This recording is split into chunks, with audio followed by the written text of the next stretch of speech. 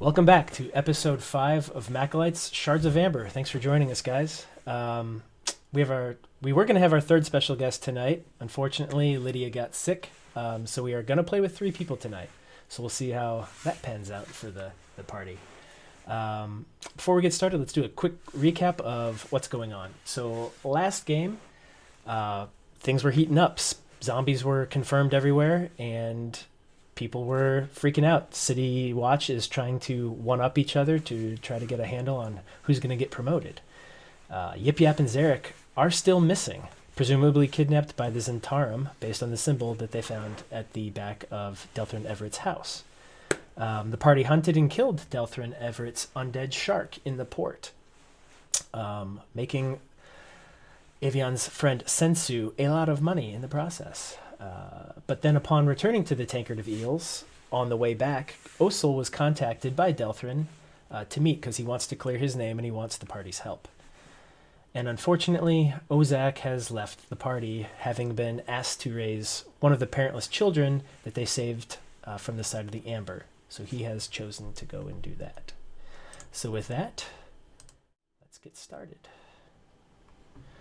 All right, everybody. So you are at the Tankard of Eels. It's the next morning. Osil, you and Quill and Avion are sitting around. You've come down from your rooms, and Ozak is no longer with you. And you sit down to breakfast, and Mia walks up to you. She says, before he left, Ozak gave me this letter to give to you. And she slides it and just kind of puts it on the table. And then I'm going to slide it to Osil. Okay. I'll open it and start reading it. Okay. So you open it, and it says, "My dearest friends, I set out on this journey to save my children from living under the shadow of my old name and former deeds. My past life hangs over my neck like a chain holds an anchor. Fortunately, I have been given a parent. Unfortunately, this means I cannot continue down this path with you anymore. I have taken up residence by the docks. As it turns out, they have need for someone to help manage the logistics of the imports and exports of the city. I will make my home here and defend it justly if the need arises. The newest child in my family requires me to stop risking my life needlessly and provide a life for them. I love you all, and hopefully you can exercise the patience I tried to instill in your younger hearts. I love you all like my own children and will be around should you call on me in times of dire need. Your faithful companion, Ozak Sea-Watch."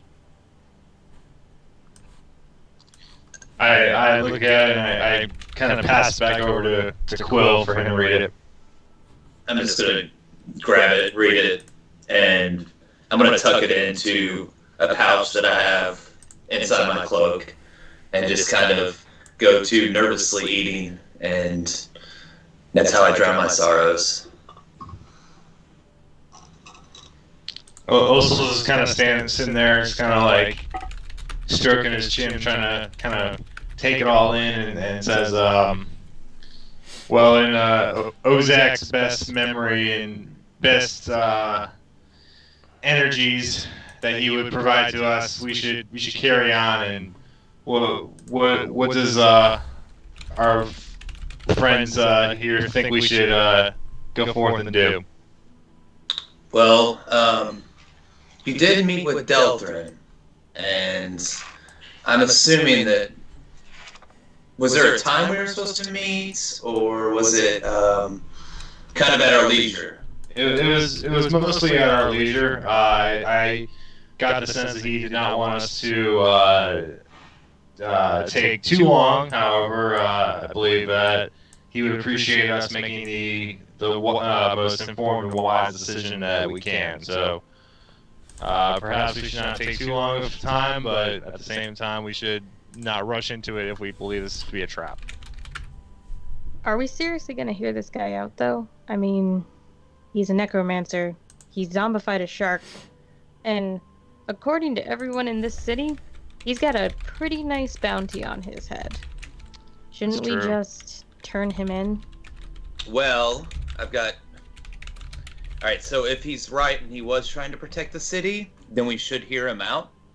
And if not, we collect a bounty.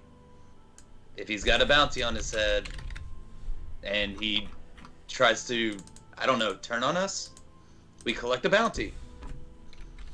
I think that's a wise Win-win? win-win. Yeah, I think that's a good call. So, do you think he's going to be mad that I have his journal? Forgot that I had his journal, so... I think he'll be okay with it. Oh, okay, cool.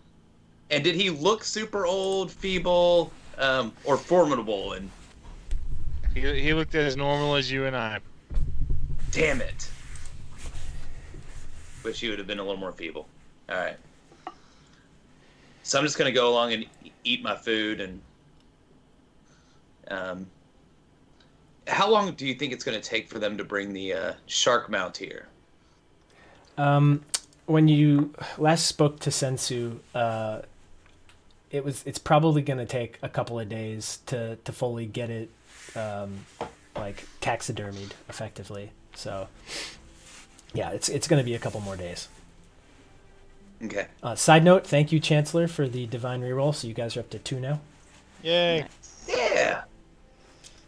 It should be a grand decoration in our favorite tavern.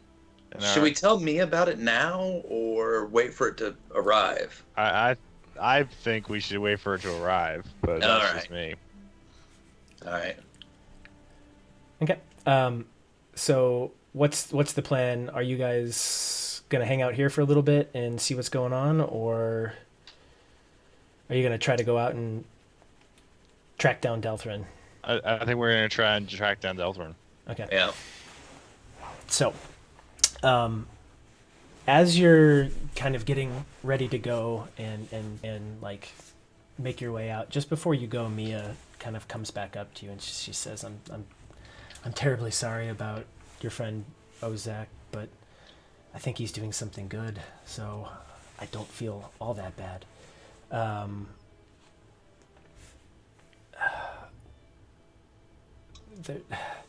I don't quite know how to say this, but Come with it. We're all friends here. I know how to get a hold of Delthrin. I know how to get you guys in touch with him. Oh, that's interesting information. How have you spoken with him? Well, I neglected to tell you because I wanted to see if you were trustworthy people. But he is my great grandfather. Interesting. What have you heard of him through your family, and what have your parents told you of him? The same stories that everyone has heard, that he saved the city, he raised the undead army, and protected our city from pirates. And without him, none of this would be here today. Or if it was here today, it would be under some other rule that we don't know about. Do you believe him to be in true of heart, or is he a schemer and someone who would undermine what we're trying to do here? He is true to his word. He as you know, those that dabble with the undead tend to have a bad name, and I think not all are bad, and he is one of the ones who is not bad. You can trust him. We're gonna have to. I give you my word. So, that said, follow me. And she turns and starts heading back toward the bar. Did you guys get up? Yep. All right. Mm-hmm. So she makes her way back to the bar, and kind of cuts back behind it, and then goes behind it to the left, and there's kind of like a doorway back there. You're presuming it's to the kitchen, but it's actually to a storeroom. From that storeroom, there is a shelf, and she carefully pulls it, and it's on hinges, and it opens up, and behind it there's like a little cutout in the wall, and you can see stairs going down. She says, "Come with me." Sneaky, sneaky. So she goes, makes her way down. Do the rest of you guys go too? Absolutely. Okay. Yep. So you make your way down, and sure enough, you start going down, and you see an interesting cellar. You make your way down, and yeah, there you are.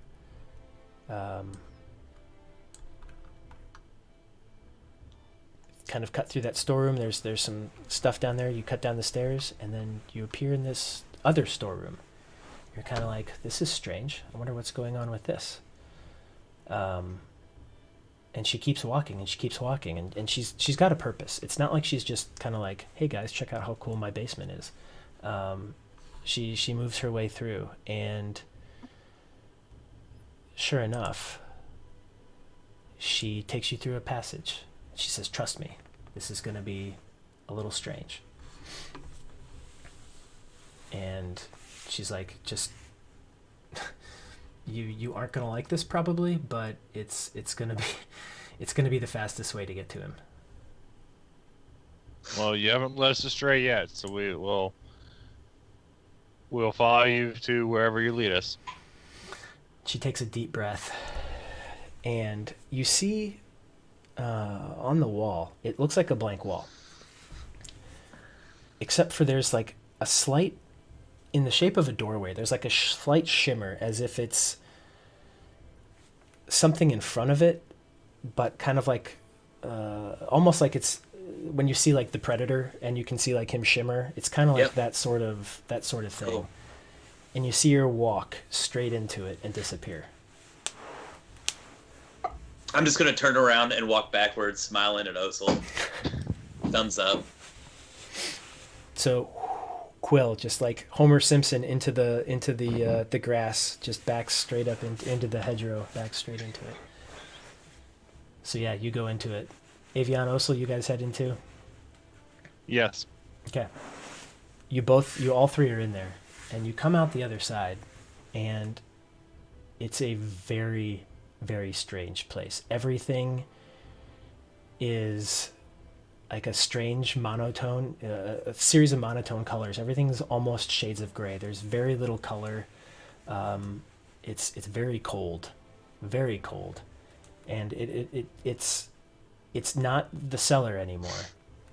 It's like you're outside, and there are like just a series of like rotten looking trees, and like the mud on the ground is almost, it's gray too. It's not even brown. Like the ground is this weird kind of sloughy, muddy dirt mixture. And you see Mia like walking through it, and it almost appears at times that she's walking in slow motion. You can like really see the sway of her arms going, and like catching her from the back. It's a very strange sight, and it's cold and it's eerie. And she keeps walking, and every once in a while she'll turn around and kind of make sure that you're there.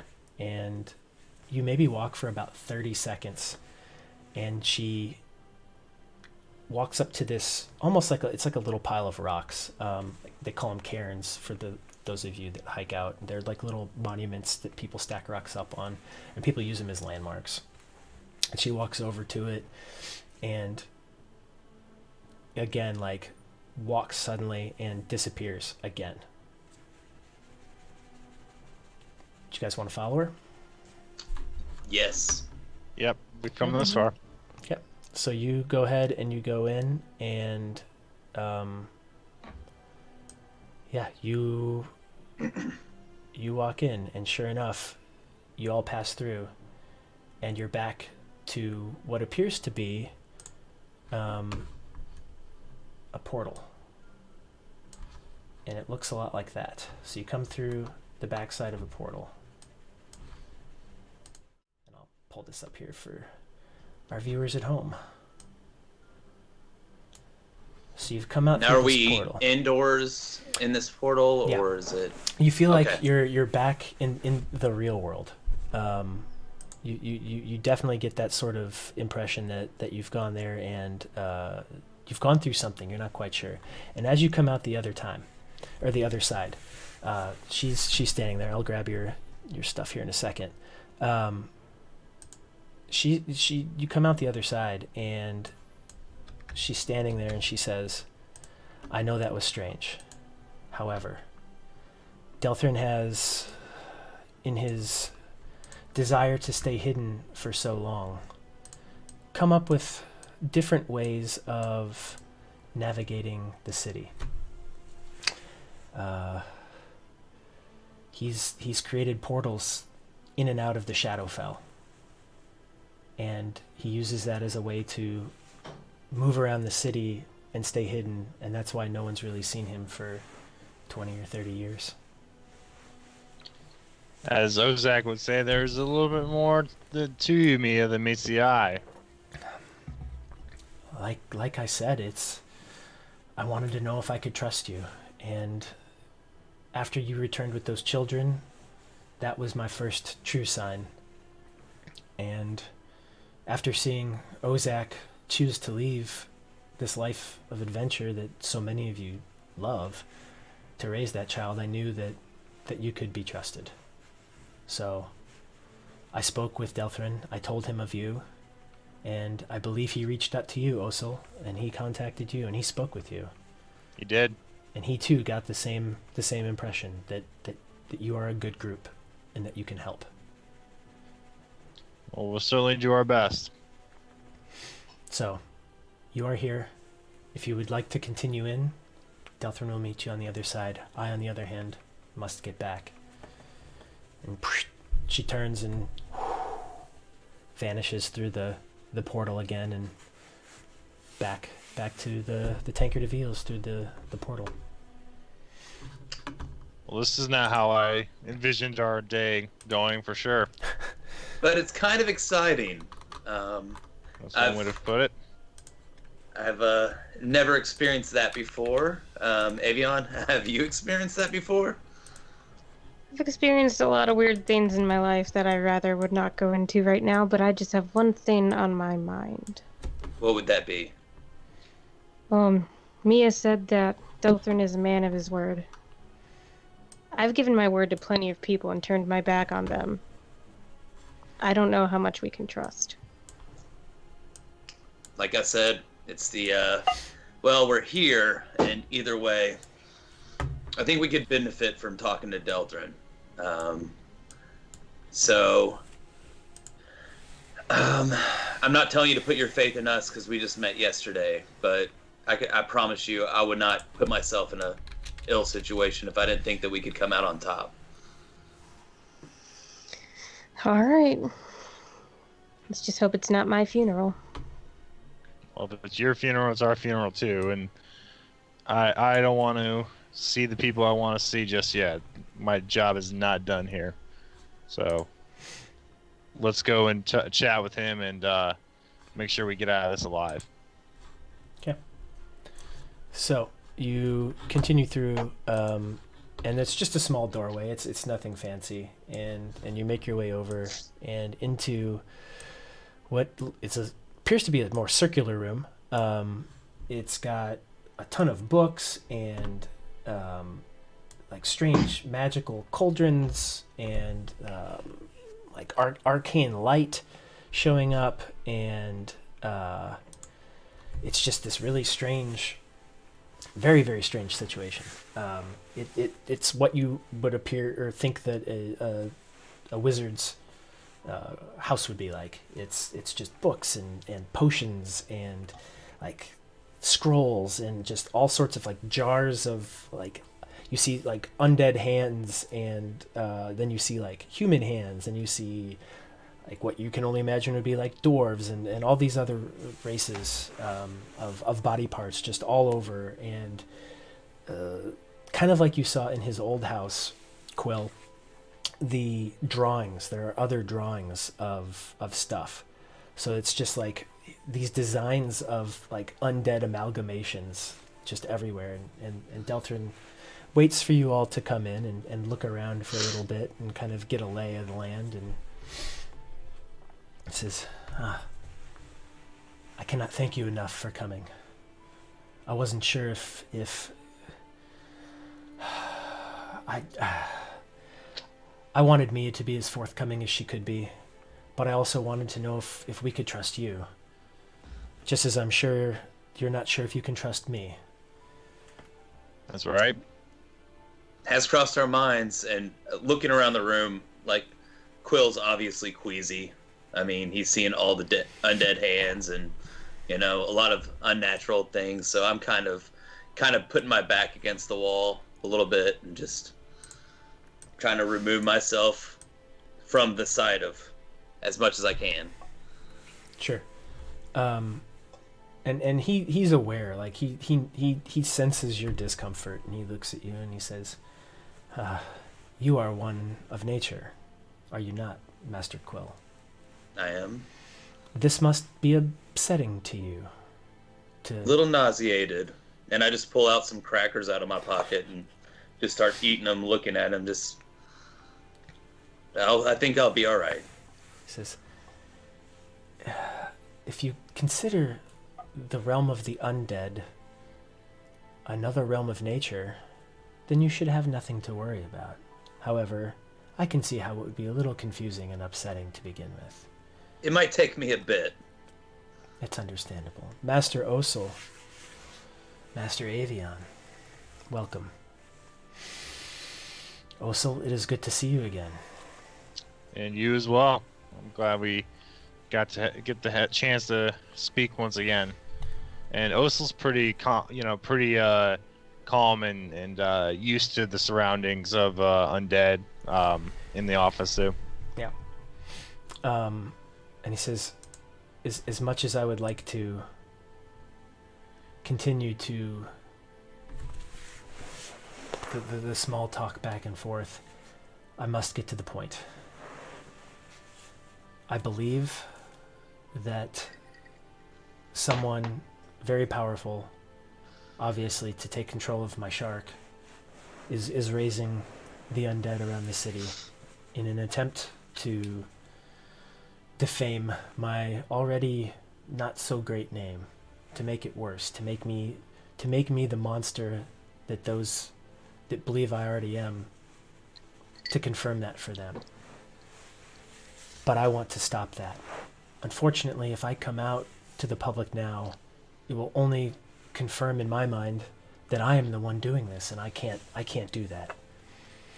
I need your help. I need your help to find out who's doing this and to help point me in their direction so I can assist in the stopping of it. If you can stop it, that's fine. But I want to know who it is, and I want to stop it as well, because this is my name. This is the city I saved. Well, I think that we can help you. What is it that you believe is going on? Do you know anything of the Zentarum? Do you believe that they're behind this? I know little of the Zentarum.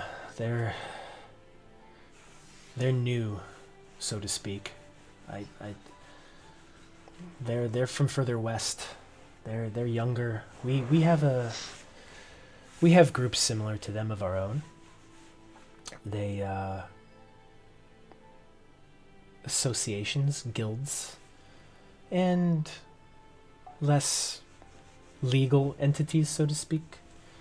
But yes, we have groups like them, and in full disclosure, I should let you know that I am a member of one of those groups. And that is how I've been able to know what's been going on and why, when I raised the army to fight the pirates 150 years ago, I was never tried or no one took me to task for that. I had my ways of making sure that I was protected. What is the name of the group that you're a part of? I should not tell you. Well, if we hear their name and we seek them out, then we're wasting time. But I will. It would be better.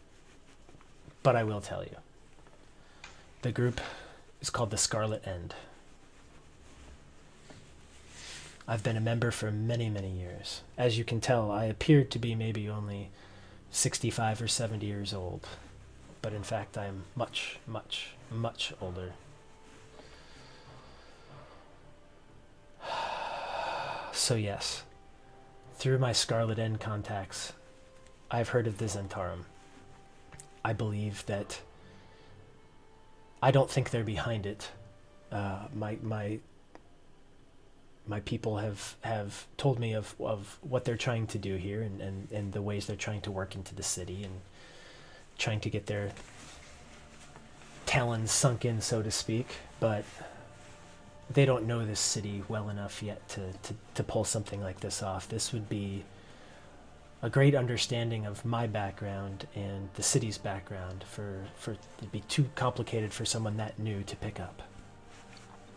Well, speaking of your background, the area we found them was your backyard.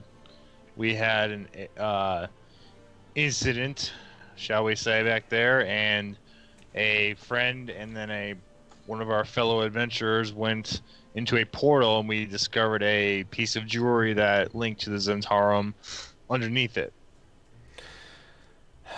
I mean, if you wanted to frame someone, it would be great to throw things up in their abode or near their abode. It would make sense to raise zombies near my old home, because it would make it look like it was me, but that was not me. It does make sense. I've been racking my brain trying to think who could be behind this, who would. And there's only a handful of people powerful enough to do that. Does the name Truden come up at any point? Truden Ilion? Yes. He doesn't have that kind of power. He's just a young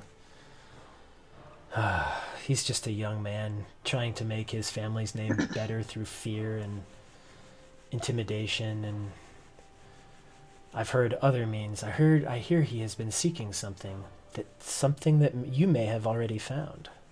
Is that correct? Yeah, we found a piece of amber deep in the ground, and it's certainly magical. It's certainly evil. It was protected by zombies as well, so... Yes. I do not believe Truden has the power to do that. What other information do you have on Truden that I may not? Do you know of anything that you would like to share? I've been telling you quite a bit. I know that he owes money to the Zentarum for something. I know that he hired a Trimian to look for the Shard of Amber, and he had held kids captive at the mine. And we dispatched of the entire fort. There's not a ton else, I believe, that I can give you on him. Okay. Fair enough.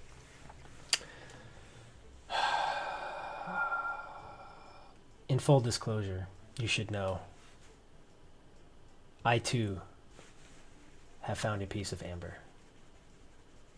I do know the power and the evil that lies within. It's very tempting. It's very tempting. Has it spoken to any of you? It's spoken to me. Did it make you an offer? You know it did. Yes, it did. I have one. I keep it protected. I keep it on me, because I do not trust anyone. However, I'm starting to get fearful. For every time I walk through that portal that you just walked through, I get the feeling that something is searching me out. They may not see me, but something is trying to find me. Are they after you or the amber? I one and the same, maybe?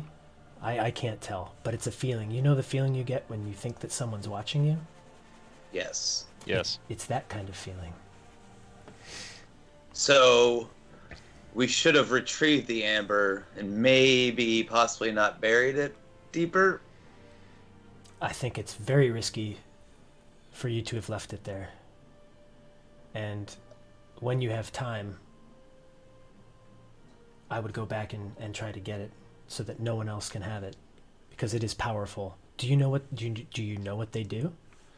No. Yeah. We were too scared of it. We assumed that something that was a rock that was trying to make deals with us would possibly, I guess, cause some trouble for us. So we thought if nobody could find it, it would be best. Well, I don't know what deal it tried to make with you or what offer it tried to make with you, but the one that I have, it told me that it would give me the power to withstand the true power of storms, that it can give me the ability to make a name for myself, a name for yourself as a storm. I'm not sure exactly what power it would bestow upon me, because I have not chosen to accept it. I will not, because this is evil, and I am not evil. I may not be exactly good, but I am not evil. Seems you and I tread in the same gray areas. Why do you think I spoke to you first? So, Well, I believe that we are united in a purpose. I believe that we should work together, as we all will be more successful working as one towards a common goal. I'm going to, because I don't know even where to start with this. I'm going to hold on to this shard for the time being. If at any point I get entirely fearful, Osel, will you take it? You need to protect it. Yes, well, I'll protect it. For now, I'm going to hold on to it, but should the need arise, I'm going to give it to you. Okay. Can I ask a question? You may ask as many questions as you like. Is there a certain way to carry the shard in which to protect ourselves from it? Or is it just if we accept an offer? What do you know about it? Have you investigated it? You seem wise. I just don't want us to get it in over our heads. Obviously, we didn't know the first time, so we left it. Unfortunately, I have not been able to leave this city. And there is not much information that I can find given my current situation. New information, while I can get passed down from person to person, it's a little more difficult to obtain books and scrolls and things like that, because you're asking someone else to do something that may get them in trouble. It's a risky game to play. So I have not been able to ask Mia or some of my other contacts to get me exactly what I need. I don't even know if that exists, if that sort of information exists. I've heard there are tomes out there in the world that speak of these. I believe these are part of the amber sarcophagi. Old shards of gods, evil gods from many, many, many millennia past. But I don't know exactly what they are. Alright, so Osel, we're gonna go get this. And be mindful that we're not going to accept an offer from it. Oh, you don't have to go get that yet. I will give you to you when I will give you my piece should things get bad. If I am fear for my life, I will get it to you. So. No, I mean the other one that we buried. That was only, what, a day or two ago? Yeah. I think it will be okay for a day or two. I need your help right now. What shall we do? I've been scouring my memories. I've been thinking about who could be behind this. There are very few people alive at this point capable of it. I thought maybe it was my old master, but he's long since dead, and I don't think he's been keeping himself alive as I have been, so to speak. There are only two others in my class that I believe were powerful enough, that were as skilled as I am to be able to control the undead and to create them as I. Janik Marquise and Rorvam Grisk. Rorvrin? Rorvom. Rorvam. Rorvam was a good friend of mine as we were studying. It's been a few months since I've last heard from him, and last I heard he was in Chult. My heart says it is not him. So Janik? Janik, I lost contact with Janik 50, 60 years ago. What can you tell us about Janik?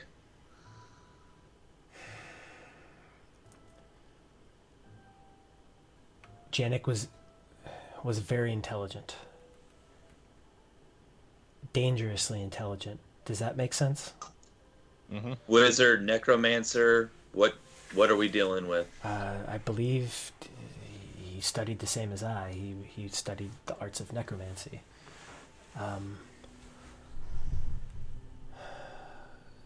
Dangerously intelligent. Craved power. He always wanted to find the more difficult texts and almost run before he could walk, so to speak. He wanted to know as much as he could, as fast as he could. He sought power. He was that kind. But I didn't think he would do evil with that. I thought he would try to do what I did, remain fairly neutral and help those he could help, and possibly use means to help the good that are not exactly legal or well looked upon. Do you know where we might find him? I know you said you haven't seen him in 50, 60 years. We were here. I don't know where he would be. I wish I could help you more with that, but I have no idea where he is. I've been asking all of my contacts, but he may not be using, if he is still alive, he may not have used the same methods to stay alive that I have. Okay. Do you know of a great place of information for us to possibly, I don't know, seek him out? Would anybody... Do you think he's in the city even? He could be. Have you encountered any strange things while you were out? Have you? I mean, you've been out and seen the zombies. I have not seen any. Yeah, we've killed a lot of zombies. Well, your shark we killed, but apparently that was. We've also encountered a young child that was a bit mischievous, shall we say. And as you say this, he kind of looks at you. Like, he's kind of thinking, you know, when people are thinking, they kind of look up and they're like racking their memories. As soon as you say that, he looks and like locks right into your eyes, Osel, and he says, "What? Tell me more about this. What kind of mischievous child?" There was a party of children that were kidnapped and brought to a fort where we eventually found the amber lurking underneath said fort. We brought the children back to the city. This child was the last child we brought back home. He lived in a very disheveled shack, nothing more, in the swamp. We brought him home, and his protector was not very welcoming. However, she took him in, and later we went back after he appeared in your backyard during one of our battles. We went and just talked with his parent, if you could call her that, and she was not familiar with us at all. She had no idea that we had even been there the previous night. His name is Young Finn. Yes. That's very interesting. young boy. Kind of a How old, approximately? interesting smirk. Smirk. Perhaps He 8 would or give 9. us. He gave us a smirk when we were leaving the first time we delivered him. That he delivered to me only, and it was one of just. And I thought it was of appreciation. And then when he was leaving the side of the zombies, he gave me the same smirk as he ran. So interesting. There are ways.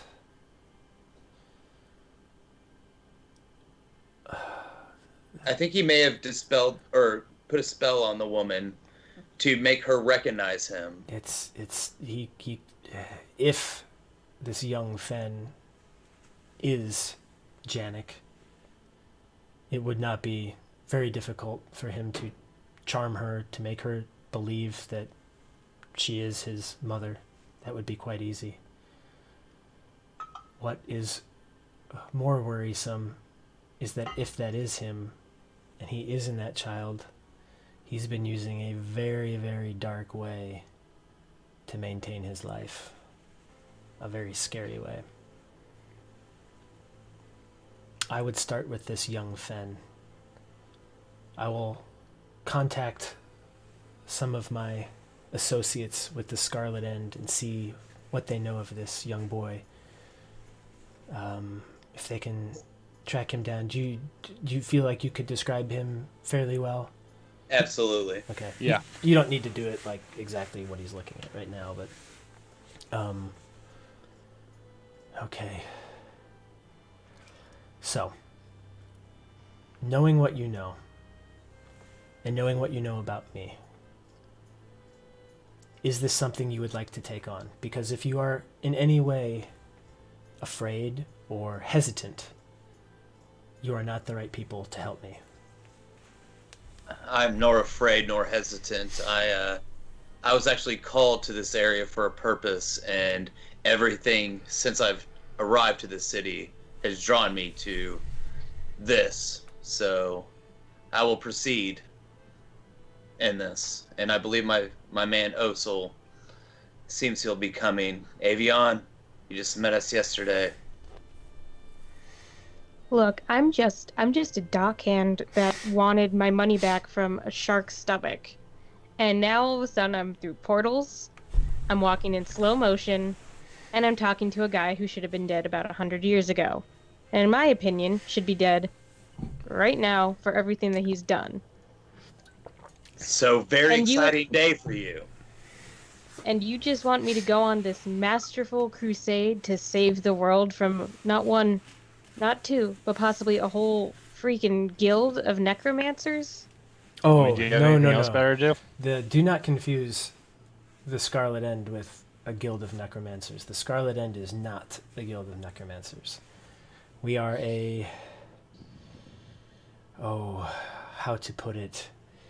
We keep the wheels turning.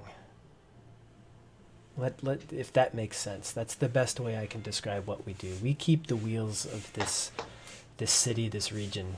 We keep them turning. We keep things functional. We keep things prosperous. We keep things happy. Okay, so now we're also dealing with the Illuminati. That's totally fine.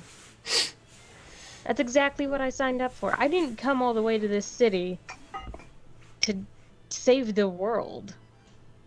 Child, what did you come here for then? That is hardly any of your business, old man. Then why are you here? I don't know. I had a lovely breakfast and I followed my friends into a basement and, well, here we are. I tend to follow Mia into horrible situations. I'm sure she's mentioned. So you trust Mia? Yes, I trust Mia. And She's one of the few friends I have in this city. And her family's in trouble. Yes, but she failed to mention that her great-great-great some odd great-grandfather was a necromancer. I kind of have a thing with necromancers. Wouldn't you fail to mention that as well?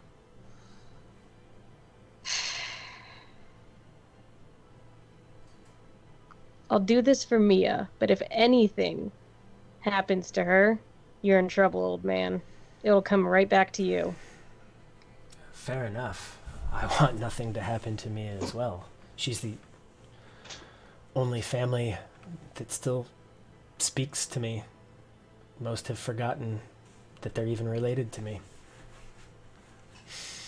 How are we going to be in contact with you or the Scarlet End? I will be able to get contact with you. For the time being, if there's anything you need to get to me, give it to Mia. The other thing that I will mention, you have come through this portal. There are other ways to other parts of the city using this. In addition, I have a series of tunnels to other various parts. And he says, I've drawn up a map, and he hands over a map. He slides it across his desk, and he says, I've marked everywhere you can get into a portal, and everywhere you can get out of a portal and back into our realm. Osel, this is on you. I'm not taking it. I'll take it. This will help keep what you're doing quiet and allow you to get to places more quickly than you could, because from what I've heard, you like to stumble around this city a lot. And this should help keep things a little quieter and keep you outsiders a little more incognito. If you're referring to the incident in the bar, I assure you that was just a isolated, non at all threatening incident. If you're talking about us playing dice in front of Ilion's house, then that is also an isolated incident. I was referring to young Osel's display of power, should I say. That's one way you could put it. Yeah. I mean, I gave the bartender 20 gold. I'm sure he'll get over it. It wasn't the bartender that was making quite the ruckus. That is a very, very popular place with very powerful people, and you made quite the impression, so to speak. Would you say we made enemies? Like, not go back there, or... I wouldn't say enemies, but I would say wherever you go, eyes will be upon you. Good to know. Well, that'll happen to us anyway. So, if you do encounter this young Fen, be very careful. For if he is Janek, he is exceedingly powerful. Noted. So, we're going to take our leave. Is there anything else you need to tell us before we leave?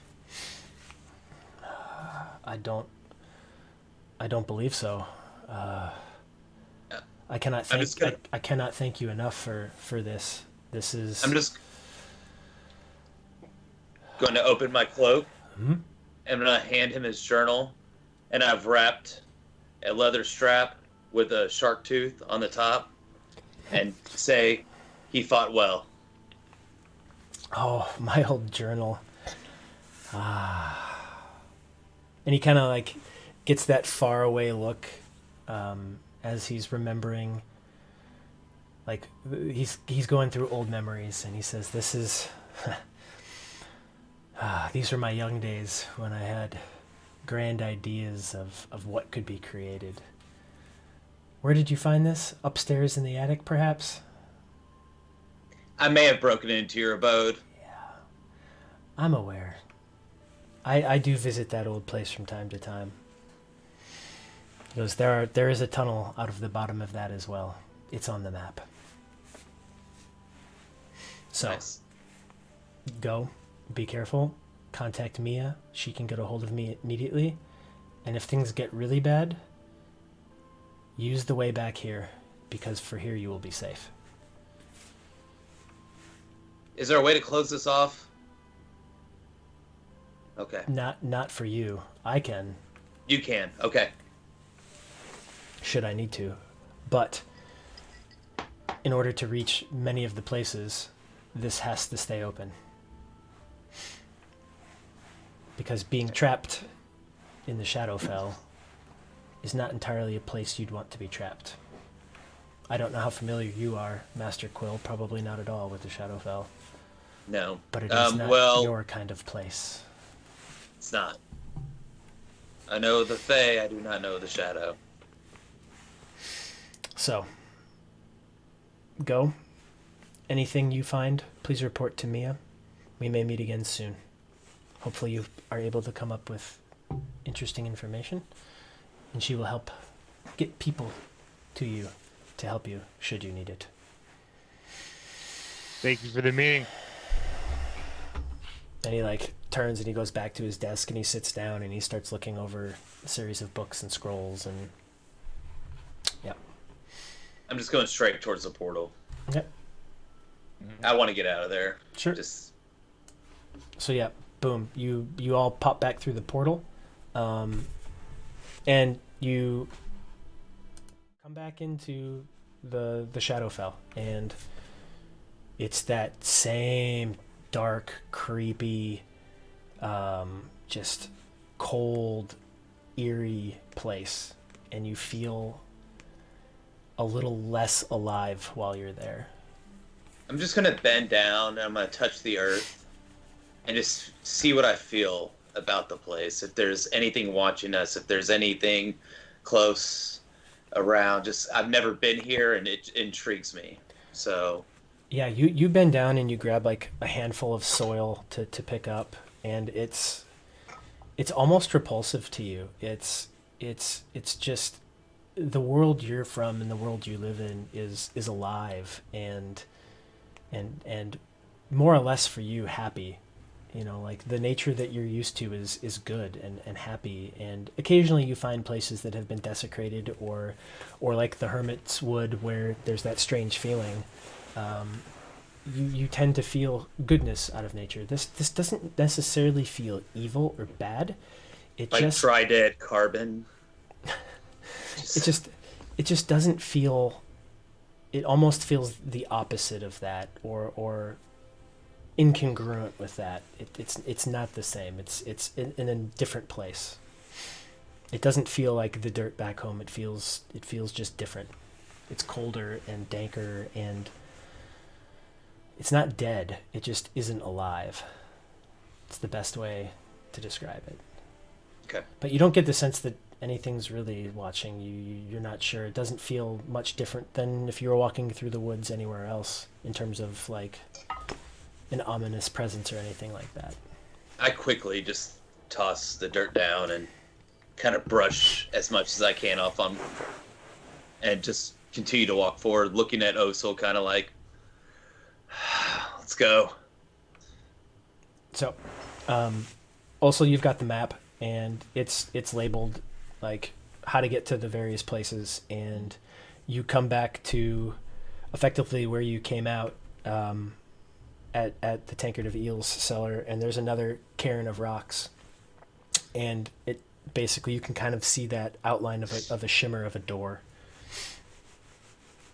and you all go back through, and you're back in the cellar of the Tankard of Eels. Well, that was quite the meeting. Shall we head up to the eel and go find our way? Yeah, I think that I would like for us to at least let Mia know it was an okay conversation. I'm sure that she's probably a little anxious about the whole meeting. I think that's a good idea. Yeah. So yeah, you go back upstairs and you kind of peek around the corner to see if anybody's looking, and nobody is. So you all make your way back out, and Quill, you go past the buffet and grab a couple more snacks. Yeah. You make your way back to your table, and again, this table somehow there is never anybody there, with the exception of that one woman. However, yeah, your table's clear. You sit back down. Mia comes up to you. How did that go? Well, Went as well as we could have expected. Are you going to help him? Yeah. Yes. And you see like worry just kind of disappear off her face. And she looks at you, Avion, and she says, "Are you going to help?" I'm not doing this for him. I'm not doing this for the city. I'm not even doing this for the 2 chuckleheads over here that are now apparently part of my crew. I'm doing this for you, Mia.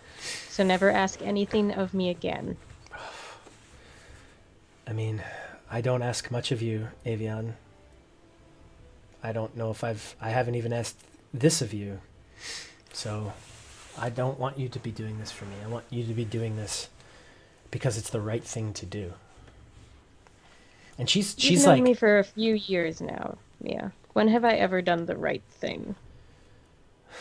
And she's like leaned in to you guys, and because she doesn't really want anybody to hear this, and she's acting like she's like polishing the table, like cleaning it up. And she says to you, Avion, she says, "Sweetheart, you do the right thing more often than you think." And like leans back and goes, she says, "I'll be right back with your drinks." She goes back to the bar and comes back with some drinks for you guys. Says, "If you need anything, let me know. I can facilitate it for you. If you need to get a hold of Delthrin, let me know.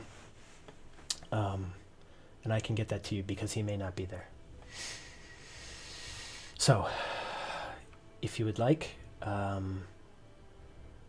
this is probably not the best place to discuss this. We could pop in the back or downstairs very quickly and discuss this. I think that might be best." And she like pops back up and she goes, "I'm gonna," like, she walks back to past the bar, and you guys kind of get up and go behind her, and she says, I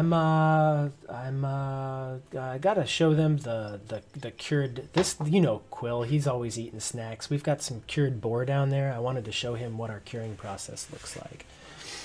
And the guy's Very much like to know. And the guy's like, "I don't care." So yeah, you go back down, and Subtle. she's like, This is not my. I'm a server. These things aren't. This isn't my world. I don't know exactly what's going on here."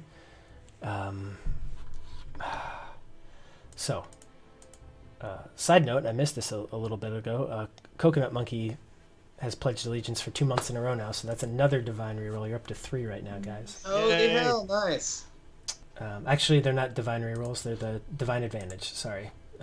New thing still. So she's got you downstairs and says, "Okay, so I don't exactly know how to do all this. This is new to me.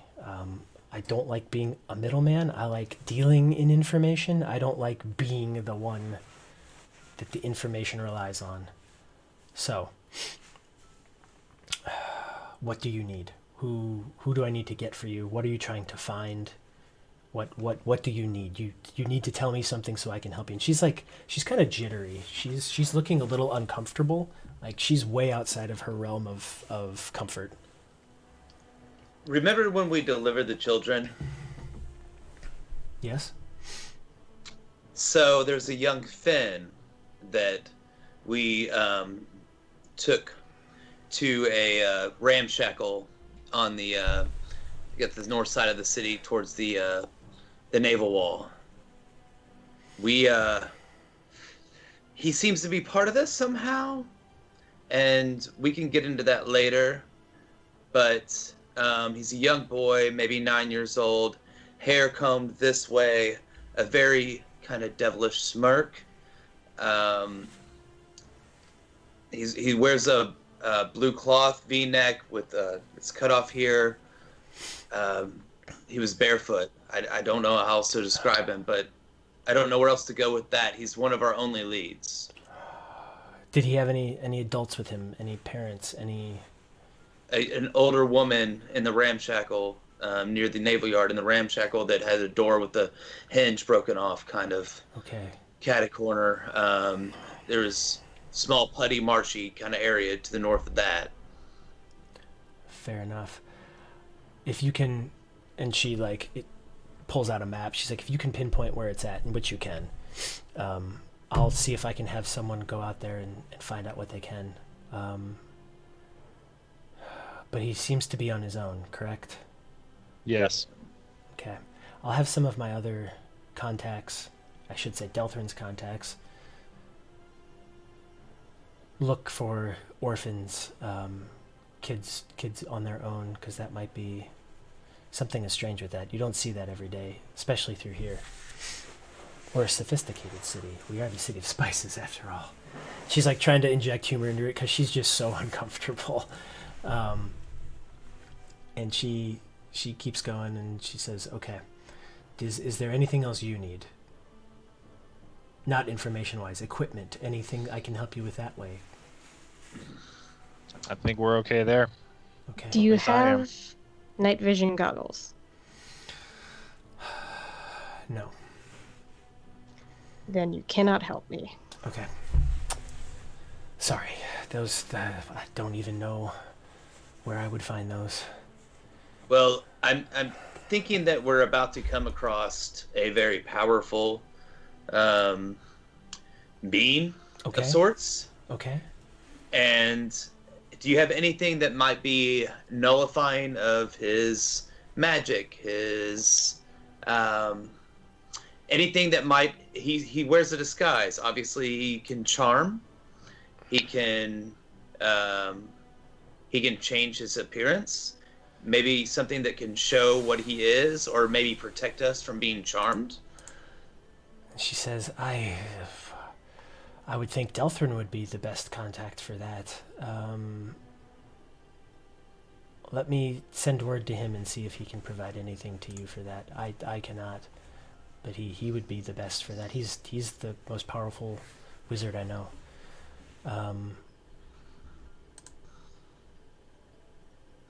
Okay, let me send word for that. I'll send some people out to try to gather information. She says, in the meantime, I'm going to put you in contact with someone. They are one of the Scarlet Ends. I think they call them fixers. They help find people is what I've been told. His name is Jerdad. Jerdad. Jerdad.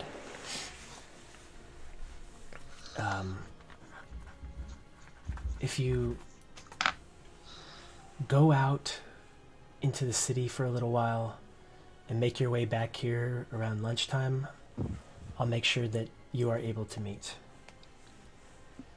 While we're in the city, is there anywhere that we could buy maybe a little bit finer attire in case we need to, once again, go to an establishment? Now that I can help you with.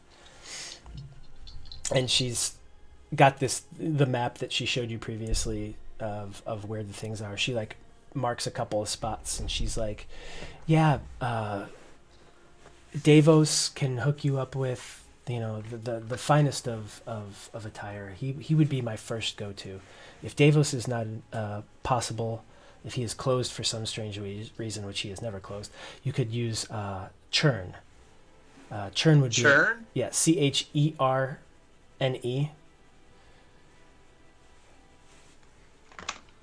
Okay. He's a little more expensive, but he's good in a pinch. All right, so can you point us in the way of Davos? Can you just mark it on this map? And she already where has. Davos would be? She already Okay. has. And it's like maybe 15 minutes away. It's actually fairly close. It's fairly close to Osel's favorite bar. And is there any place near there with roasted nuts by chance? You might find them in the market square. That would be my best guess. Okay, thank you. She's like, okay, I have to get back. And she runs back upstairs and... But before she goes, Uh-huh. I grab her and I pull her into a very awkward hug and say, "It's gonna be okay. I'm She's, sorry." Like her arms are down at her side as you've kind of got her in like a bear hug, and she's just like, I'm so nervous. I'm so scared. And she like kind It's of gonna be she kind of leans into you a little bit more, like looking for that kind of connection. Also, never call me sweetheart in front of people again. And she, like, as you're in there, she whispers into your ear, she says, "Okay, sweetheart." I let her go. And she goes back upstairs. All right, guys, I think now would be a good time to go ahead and take a quick break, and we'll pick back up in a minute, so stay tuned.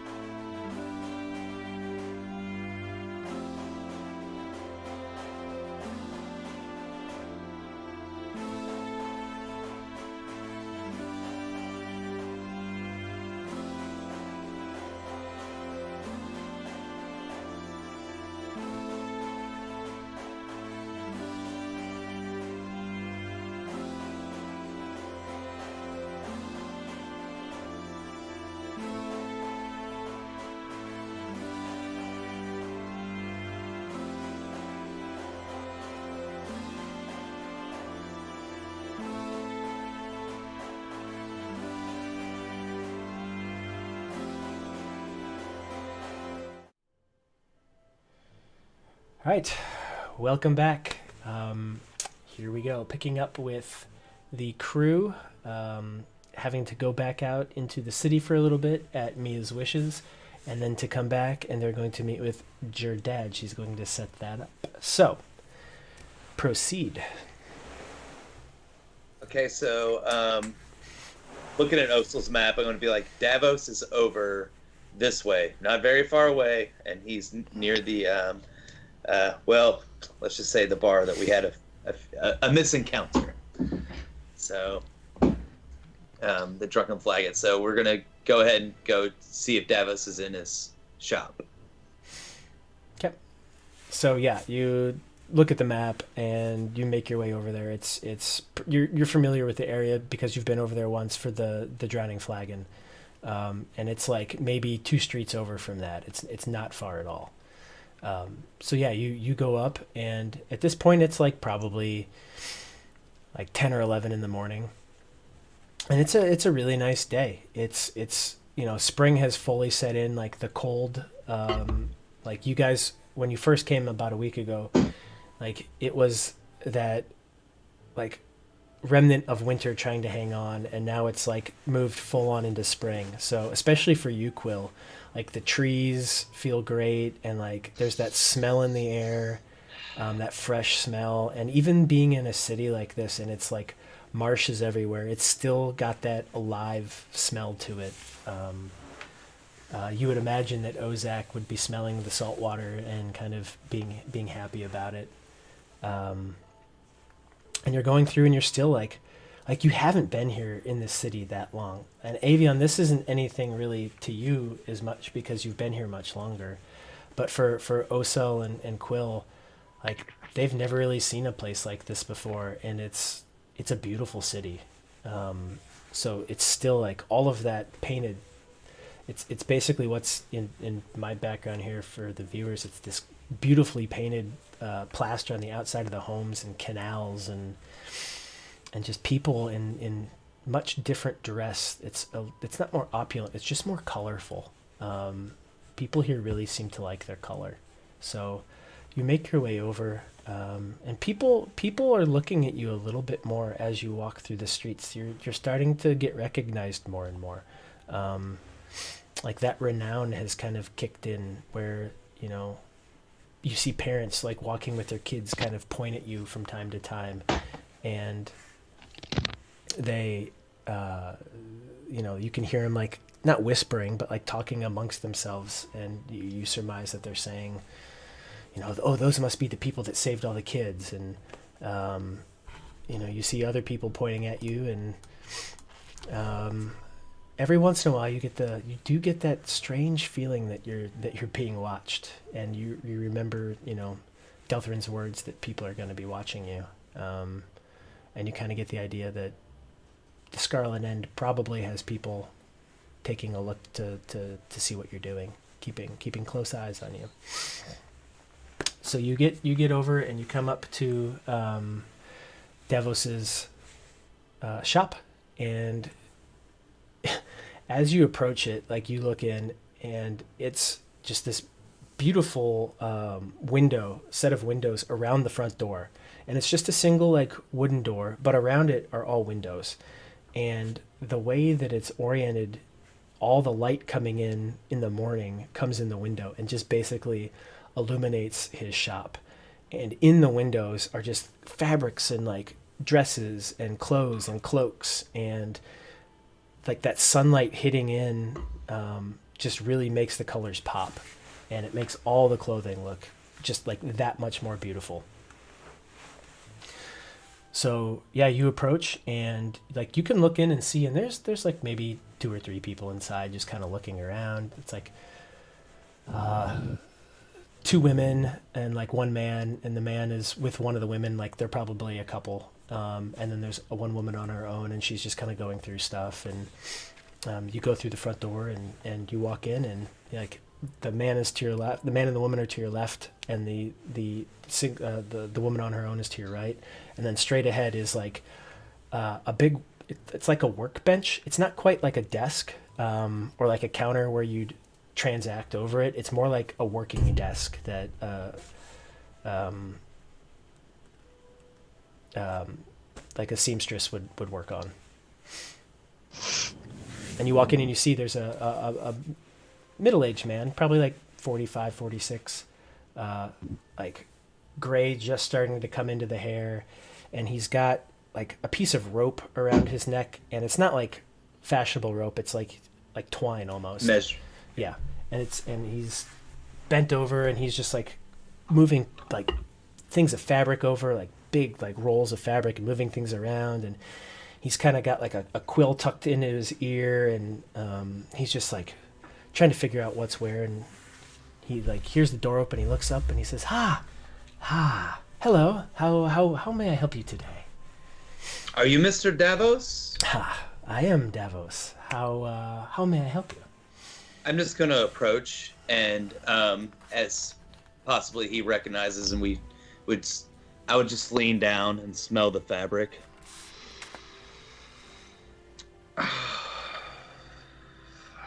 Where's that from? That's a strange, very strange entrance. I don't think anyone has smelled the fabric upon coming in. That's an interesting approach. We make that here. Oh, you make it here?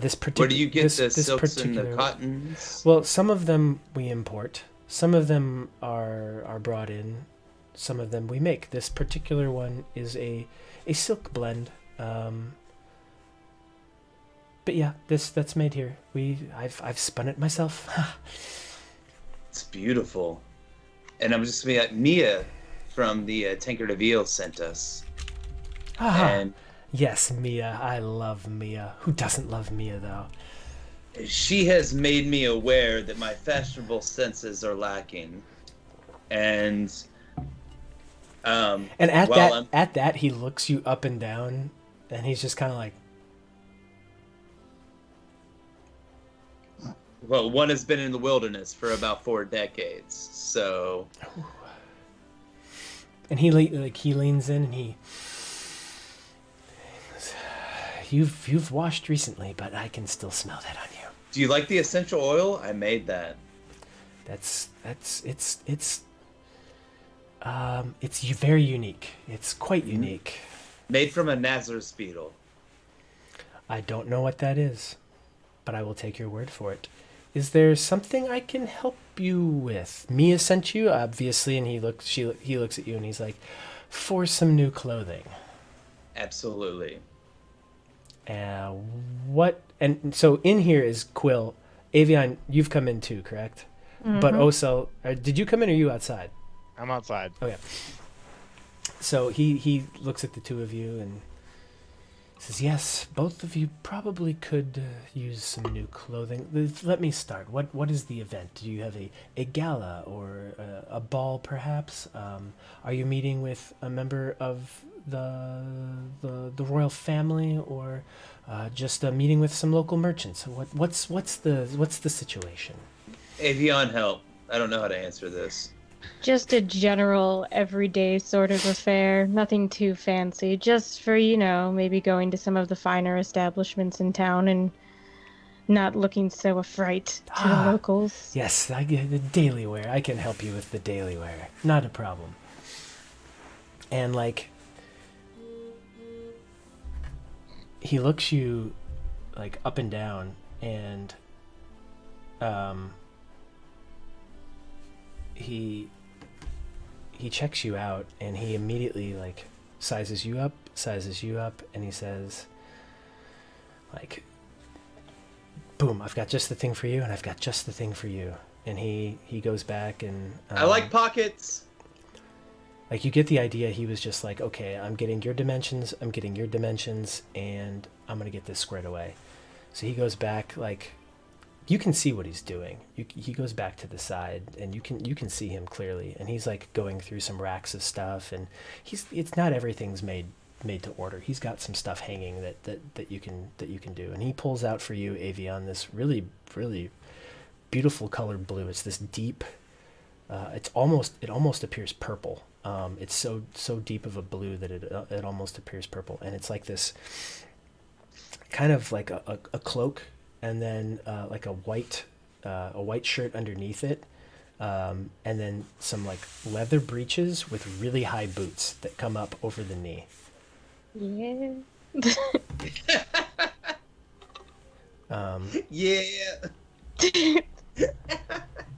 Swag.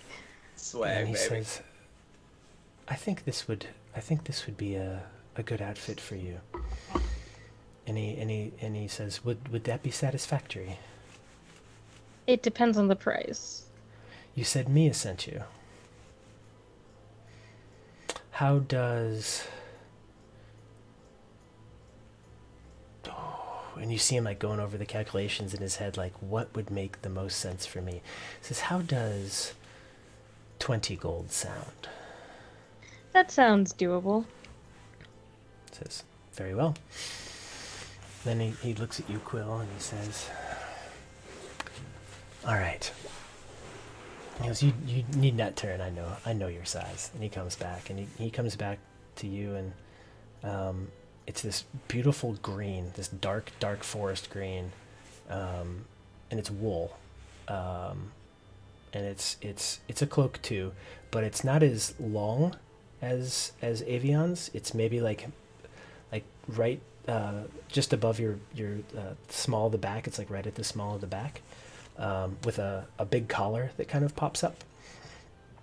And underneath it is a more orange shirt. It's not like a bright orange. It's more of a subtle orange, and Like a rust. almost. Not that bright though. It's just like a more like it's hard. I don't even know what the color to describe it. I feel like the flame of a fire almost. And that with the shirt, and then another set of like leather breeches for the pants, and then just a simple set of like almost like moccasins. It's the closest way I could describe them. They're not quite shoes. They have soft soles on the bottom. He says, I think this would be up your alley. How do you feel about this? I think this is perfect. What will this cost me? For you, this is only 17 gold. That's a great deal. I'll take that. It says, very well. It says, give my best to Mia. Enjoy whatever it is you are going to do, and should you need any other clothing, I'd be happy to take care of you. And I will say this: both of you look excellent, and if you need more, a discount may be in store for you in the future. Anything that you make for us in the future, will you please put a few hidden pockets where you may find it, just as a prequel?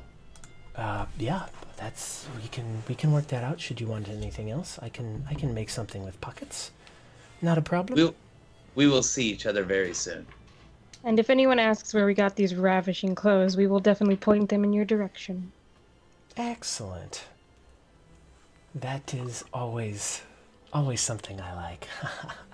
Referrals is what makes the world go round, especially in my world. So, all right, be well and take care. Osel's leaning against the outside of the door, just kind of wrapping his fingers on his glaive, waiting for them to come out. So we come out, and I'm going to immediately have like a small sack of my old clothing, and I'm just going to be like, Osel, will you hold this? We have to go get some drinks. Yes, I will hold this. And he kind of puts it and then just kind of throws it down an alley. You threw away my old clothes! Damn it! Alright. Okay. So yeah, seeing that, I'm not gonna ask him to hold shit. You don't need those old clothes. You've purchased new ones. And you look ravishing. So yeah, like, also, even with your armor, like, you fit in a little bit better. I mean, you take care of your armor. It's well polished. It's well maintained. Like, you look resplendent in your outfit. So you've always somewhat fit in. The two of you now do more resemble a member of the city. Like you don't stand out as much, especially you, Quill. Avion, since you've been part of this city for long enough, like you had a general gist of what you look like. You just look like the next level up in terms of like society. So yeah, you're out and I mean people still recognize you. I mean Osel, you're a pretty prominent figure.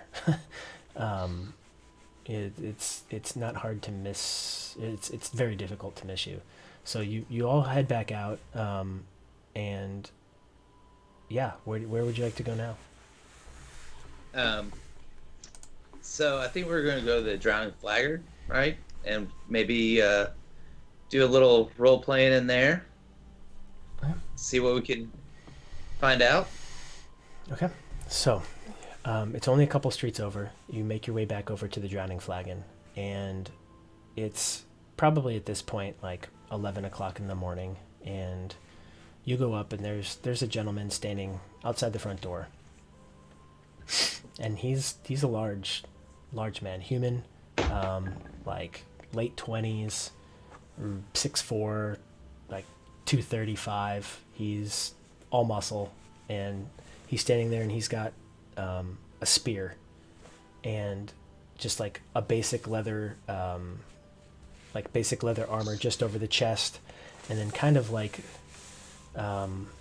just simple breeches down his legs, and he's just standing there and he says, I know who you are.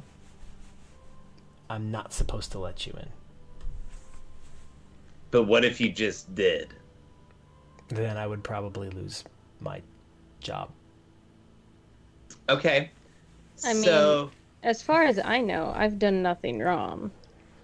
I paid for drinks that were given to us, and then I left peacefully. You do have a point. Stay right here.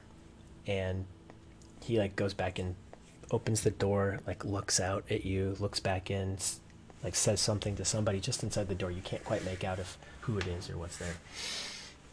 And he's like keeping an eye on you guys, especially you, Osel. He's keeping an eye on you like 100%. I'm just kind of standing there smiling. And he damn it, Osel. he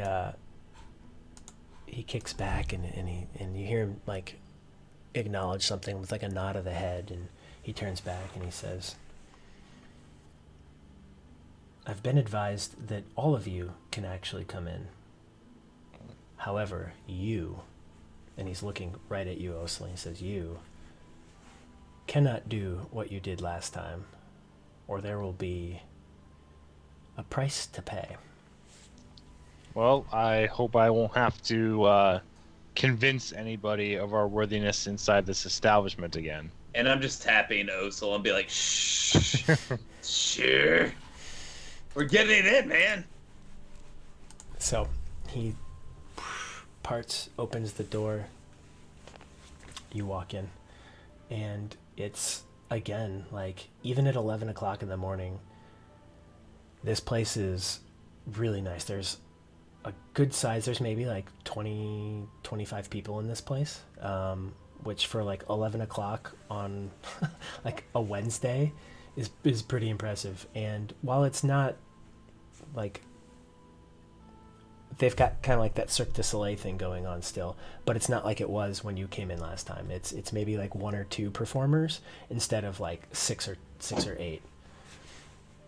But so the door guy, as we walk in, I'm gonna hand him just a little like small baguette with a piece of cured meat and cheese, and say thank you, sir, as we walk in. And he's like he puts it in his hand, and he's like, oh, okay. And you see him just kind of like, he's not quite sure what to do with it. He's like looking at you, and he's looking at it, and he just kind of like puts his hand behind his back and just stands, goes back outside and stands there. So yeah, you guys are in. I'll let you guys lead the way. I'll stay back, and I'll find a seat. How about that? I'll saunter up to the bar as I did the first time, but not smelling like ocean. Is it the same bartender? No, different. Damn it. It's like you can't quite tell the age. To you, it appears like she appears to be maybe in her early 30s, but she's a half elf. And it's hard to tell the age of a half elf. So yeah. And she's sitting there, and she's got like long brown hair, single ponytail down the back. It's a high ponytail, and this really, really, really nice yellow shirt, and just kind of standing behind the bar. And she's got a lot of rings on her left hand, like one on every finger, including her thumb, like one on every single digit on her left hand. So yeah. Oh, hey, Cranio, thanks for the raid. And she kind of stands there and says, how may I help you? I would like a possible elvish brandy. What year? We have many. 1351. 1347. If you'd like to spend a little more, you could go with the 1339. No, 1347 sounds perfect. 1347. Very well. That will be 1 gold piece, please. Yes, and whatever the lady would be having. And I'm obviously just seemed. Well, first I must say that is a lovely blouse. Let me guess, Davos, right? Very good. Very good. How did you know? Well, we just happened by. Where do you think we got these amazing clothes? Great minds think alike, I'm sure. And she kind of like leans up over the bar a little bit just to like look at you, and she goes, very nice indeed. What can I get for you? I'll just have your reddest wine. She's like, yes. If you'd like to experiment perhaps a little bit, we just received a very interesting case of a gnomish wine. It's very different, but it's very good, surprisingly. Well, I'll try anything once. I know the type.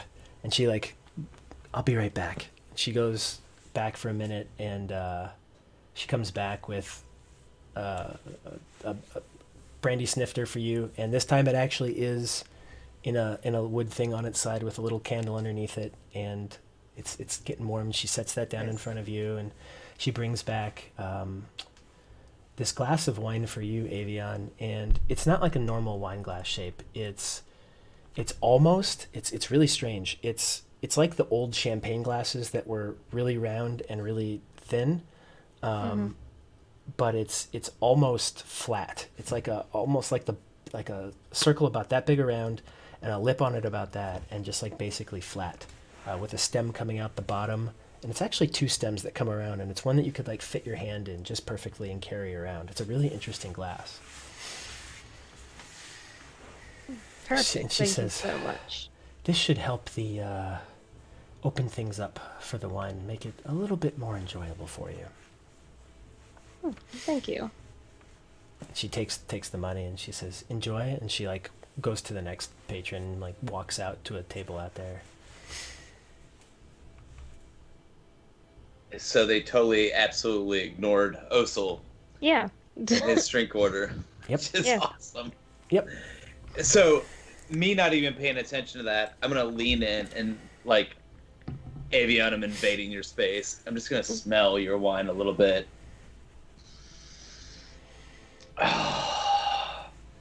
Oh, that is a northern. I think maybe a Merkashish? I think so. Oh my gosh. This seems... I'm sorry. I feel like I'm off task. We're here for information. We're here for information. So, let's try to be cool. And as I, like, lean back with my brandy snifter and try to act cool, Just hear what I hear. And for you, Quill, this is like, you've been out of society for so long that you're like overplaying it, thinking that you're like, I'm high class, I can fit in, and it just looks horribly awkward. It's like, it's not even that guy. It's past that. It's just awkward. People think maybe there's something wrong with you. Oh, so looks over. Rich and handicapped. Yeah. But there's there's seats everywhere. There's round tables, long tables. There's seats at the bar, and there's people sprinkled throughout. Like 25, 30 people. Lunch is coming up, so like you see a few more people trickling in through the front door. Strangely enough, you see people coming in kind of through the back to the side. You're not quite sure what that is, but there's people coming in from the back and the side as well. I go sit down with Osel and hand him my drink. Here you go. Yeah. Well, thank you. That was well done up there. Glad we didn't draw too much attention to ourselves. So as you, I mean, except for Quill.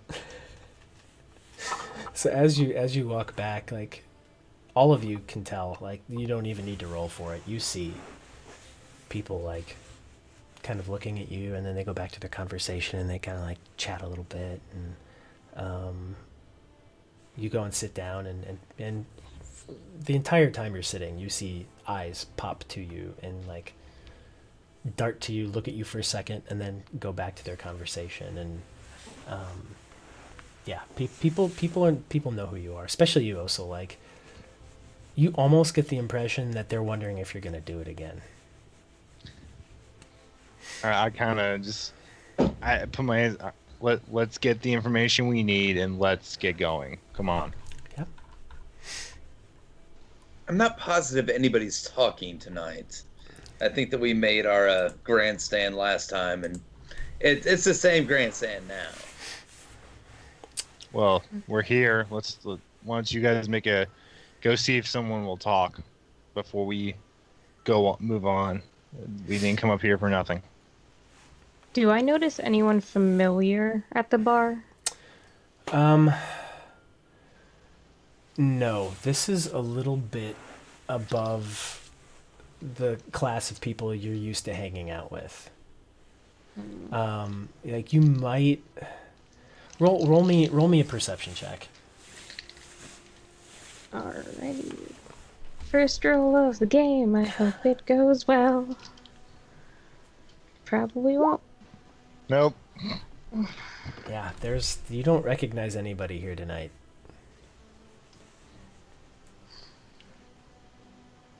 Okay, so I'm just going to walk up, and I'm just going to walk around the room and see if there's anybody that I would see as possible, maybe a group of like 3 people that maybe have an open seat, and just ask to join them. Sure, there's so kind of off the bar, if you're looking at the bar to your right, there's a table.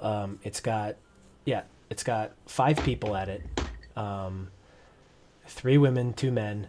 They're all human, and they're enjoying, from what you can tell, wine.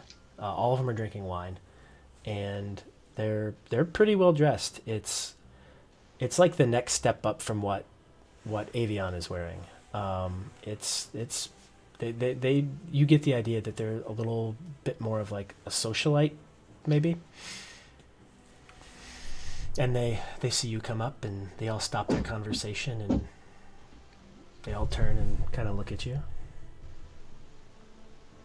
And I just say, have you all tried this elven brandy?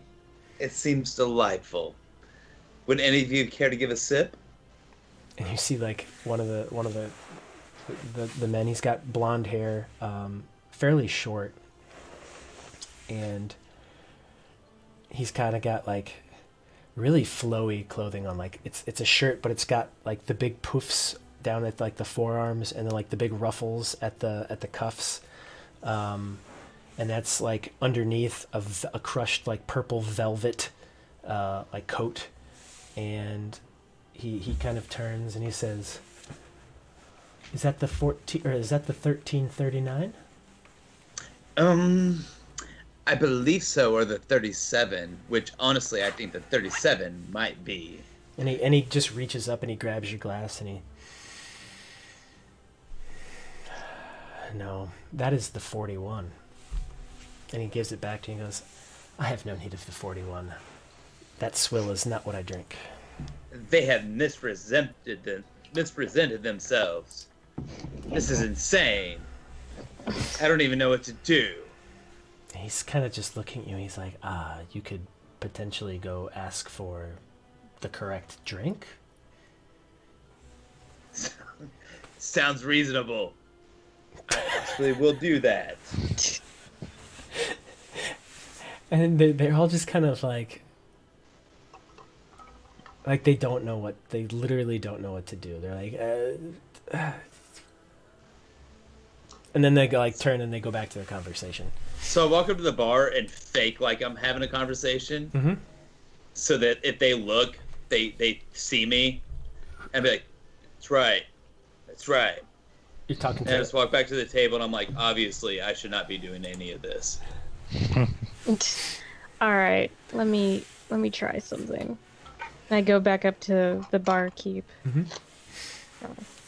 I'm sure by now, ma'am, you've heard of the escapades my friends have been up to, and I would just like to formally apologize for the outburst my one companion had the other day. It's really no such thing should ever happen in such an establishment. I am deeply sorry. It happens, I guess. Not everyone is as sophisticated as most of the people here. Oh, so Yeah. you coughed loudly over the table. Yes, I suppose some people don't have the And you see, proper like- upbringing, you know? Avion, you're like directly in front of her, and she, upon hearing that, like looks at Osel sitting at the table, and then like looks back at you and just gives you like the nod, like him. Yeah, I share the eye roll and look. It's just like, now correct me if I'm wrong, because I don't partake in these establishments quite frequently. But I've heard that barkeeps are the best at telling rumors and goings on about town. Yes, absolutely. We hear everything. That's it's the best job. If that's So I'm your sure- thing. I'm sure a lovely lady such as yourself would know of any severely odd goings on. Ew. I may have heard a thing or two. And how would you like to share some of those things with me? Well, I would like to perhaps tell you, but in order to tell you, I would need to be compensated. How much compensation? Oh, let's just say if I wanted to drink here tonight with 5 of my good friends all night, it would be that much. And she looks at you and you're like trying to do math in your head. She's like, "Sweetheart, that would be 50 gold. Also gets up, comes over, and kind of just puts the 50 gold on the table, and walks back. And she looks at the pile and like quickly like throws a towel over it and like drops it down like off the edge of the bar. Strangely, really impressively quiet too. Like you don't really hear the sound of the coins clinking. It's almost like she's done As you- this before. As you can see, he does have some uses. Yes, usually those types do have the money. I believe that's how they believe they can make up for their strange ways. I cannot tell you right here, right now. However, do you see that gentleman over by the fireplace? And she like gestures, kind of looks sideways out of her eyes. Mm-hmm. And you see over there, like upon quick glance, you see a younger man, like maybe late 20s, early 30s. He's not dressed as well as everyone else. And he's like just on the cusp of below. Like he's just below you guys in dress. And he's kind of sitting by the fireplace by himself. And he's just kind of observing and kind of seeing what's going on. He's paying more attention to like the performers who are like on silks, and they're doing like the twirly thing down the silks, and then like they've got their whole show going on, and he's acting like he's paying attention to that. But Avion, being in the ship sail repair business, you know that you can look at one thing and do another quite easily, especially when it's something you're used to.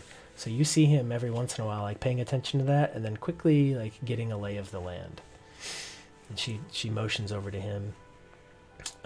She kind of gives you the eye, and she says, sit next to him for a little while, and he'll make sure that you know what you need to know.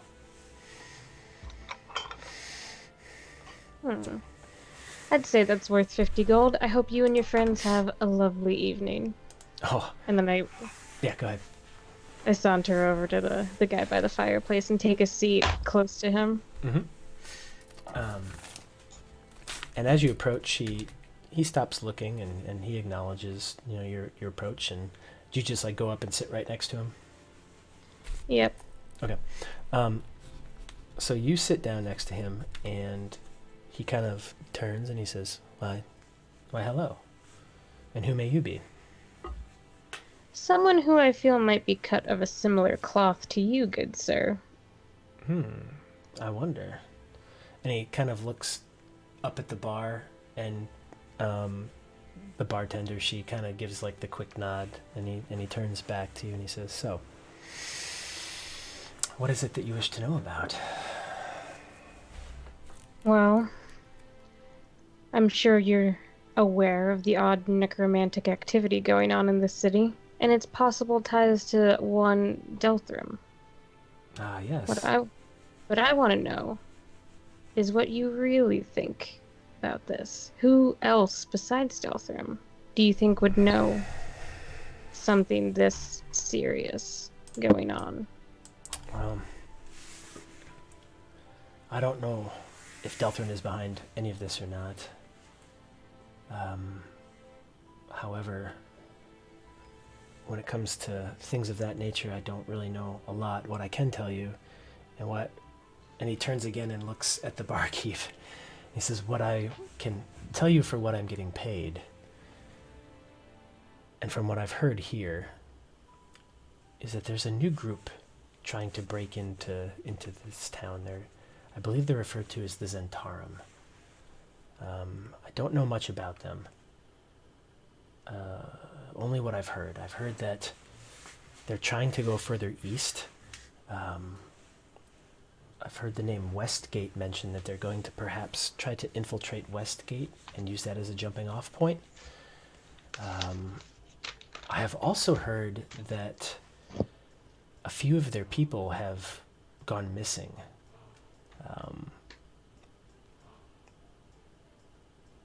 I can't exactly tell you how I know those things, especially the latter. But a few of their people have gone missing, and they're starting to act out. Are you familiar with another group in town, whose name I shall not say? There are a few names that could come to mind. Very colorful names. Ah, yes.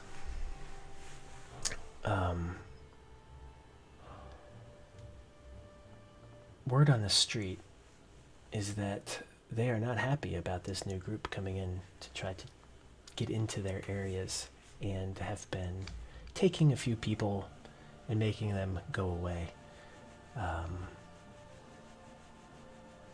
Whether or not that has anything to do with what you're looking, I don't know. And you see him look again, and she gives another nod, and he says, I don't know what else you really want to know. What kind of information are you looking for? That's the closest I can get. I have heard the name Truden mentioned before. I know he was looking for something, and that he owed quite a few people money. I don't know whether he has whatever he's looking for, but I know he was looking for something. On the off chance, you wouldn't happen to have seen any unusual looking persons besides my companions over there? Perhaps unusual looking children with odd smirks. Young children with odd smirks.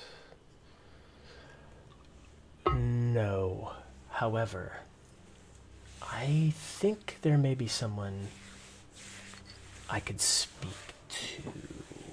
Perhaps. And he's like going through his head. And roll me an insight check. Oh, please roll well. That would be super. Yes. You get the impression that what he's about to say, he's stalling because he's about to make something up. Mm-hmm. And he says, I think there's someone I can put you in touch with that knows about young children, and so to speak. They might be a good contact for you, for the right price, of course.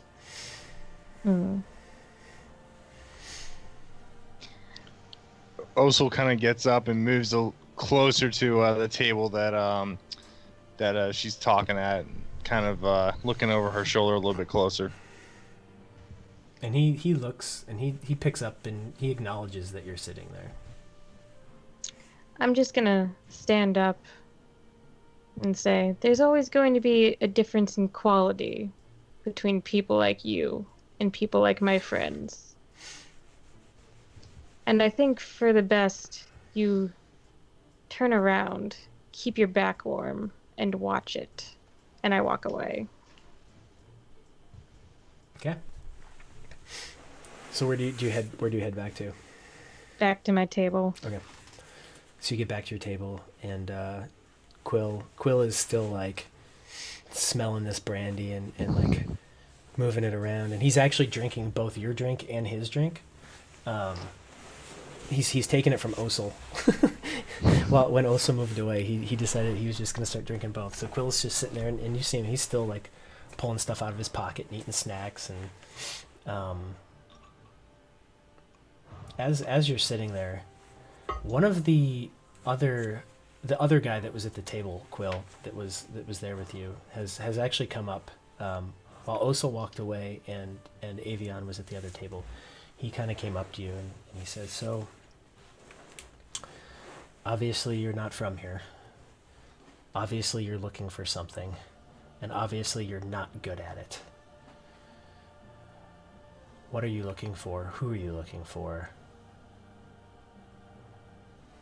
I'm looking for a young boy, aged about 9 years old, in a blue cut shirt named Finn. And he kind of like... Hair cropped this way, with a serious smirk. And he looks back at you and he's like, you're looking for a young boy. That's strange. You're not of that kind, are you? Why are you looking for this young boy? I'm going to tell you, he's not actually a young boy. Then what is he? He is something else, something dangerous. Okay. I know of no young boys that I can help you with. Then is there anything else you can help me with? Do you see that man that your friend over there is talking to? Yes. He likes to sometimes make up stories. He's trying to break into, and he like spreads his arms out, our realm of people by means of falsities and delusions of grandeur. So, take whatever he has told you with a grain of salt. It may be true, it may be untrue. But know that he may not be reliable. Do you know of on the other anything hand, of necromancy in the area? have you not seen the zombies everywhere? I've actually dispatched the zombies, and I think that most of you all know that. Oh, yes, of course. That is you. And like he's trying to play it off like he didn't know who you were, and it's pretty apparent that it's like he's letting you know that he was pretending. And he looks and he says, "Ah, yes, another group of adventurers come to try to tame the city of zombies. This happens every so often. Good luck to you. You'll probably need it. Because when there's one, there's 20. And when there's 20, there's 100. And when we burn our dead and sink them into the port, there's a lot. It's not the best practice the city has. Unfortunately, the commoners have no means to do a proper burial, and you just get the impression this dude is just snooty as fuck. Like then higher echelon should probably step in and assist. I have no need to assist. What help? Why should I help? The day that one of yours gets attacked by a zombie because you didn't help the city, you'll understand why you should help. Well, until that day comes. He goes, however, like all things, money talks more than anything. So, would you like to know more? Of what? Of actual useful information. Nothing that scoundrel over there will tell you is true, but I can tell you more for a price. I'll hand him 3 pieces of cheese. This seemed to be of like a Colby sense. He just turns and he like drops it back into your lap and he goes, "Not the kind of cheese I'm talking about. The color and weight is off just a little bit." What kind of gold are you looking for?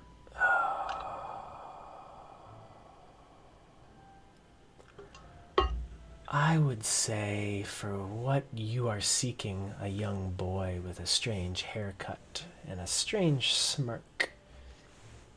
And a blue shirt, V-neck, cut-off shirt. Yes, the blue V-neck cut off. 100 gold should do the trick. 100 gold to assure that you know where he is. I cannot assure you where he is, but I can tell you where he's been. 50. And if you prove right, I'll bring you another 100. Oh, very well then. And he just holds out his hand, like he just points to the table. And I just put the 50 gold down. Right. So what's interesting, Oso and Avion, from your perspective, especially you, Avion, having just been at the bar where the barkeep is like super secretive about money coming in, out here, like it's just done open. It's openly done. Like it's like another trade. So you see the distinct difference between talking to the bartender and talking to the patrons of the bar. So he says, he sits down at your table. He's not even concerned about like really being quiet or anything, and he says, "So, do you know where Delthrin's old home is? Yes. You may want to have another look around there. From what I've been told, he likes to frequent that area." The young boy? No, his father. Yes, the young boy. I gotta be sure because I cannot waste a trip. Lives are at stake. Lives are always at stake, my friend. That's the nature of being alive. From what I have been told.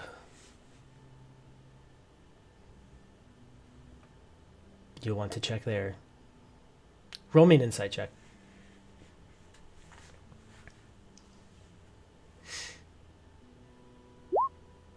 You believe he's telling the truth. You're pretty confident he's telling the truth. All right. Is there anything else you can give me?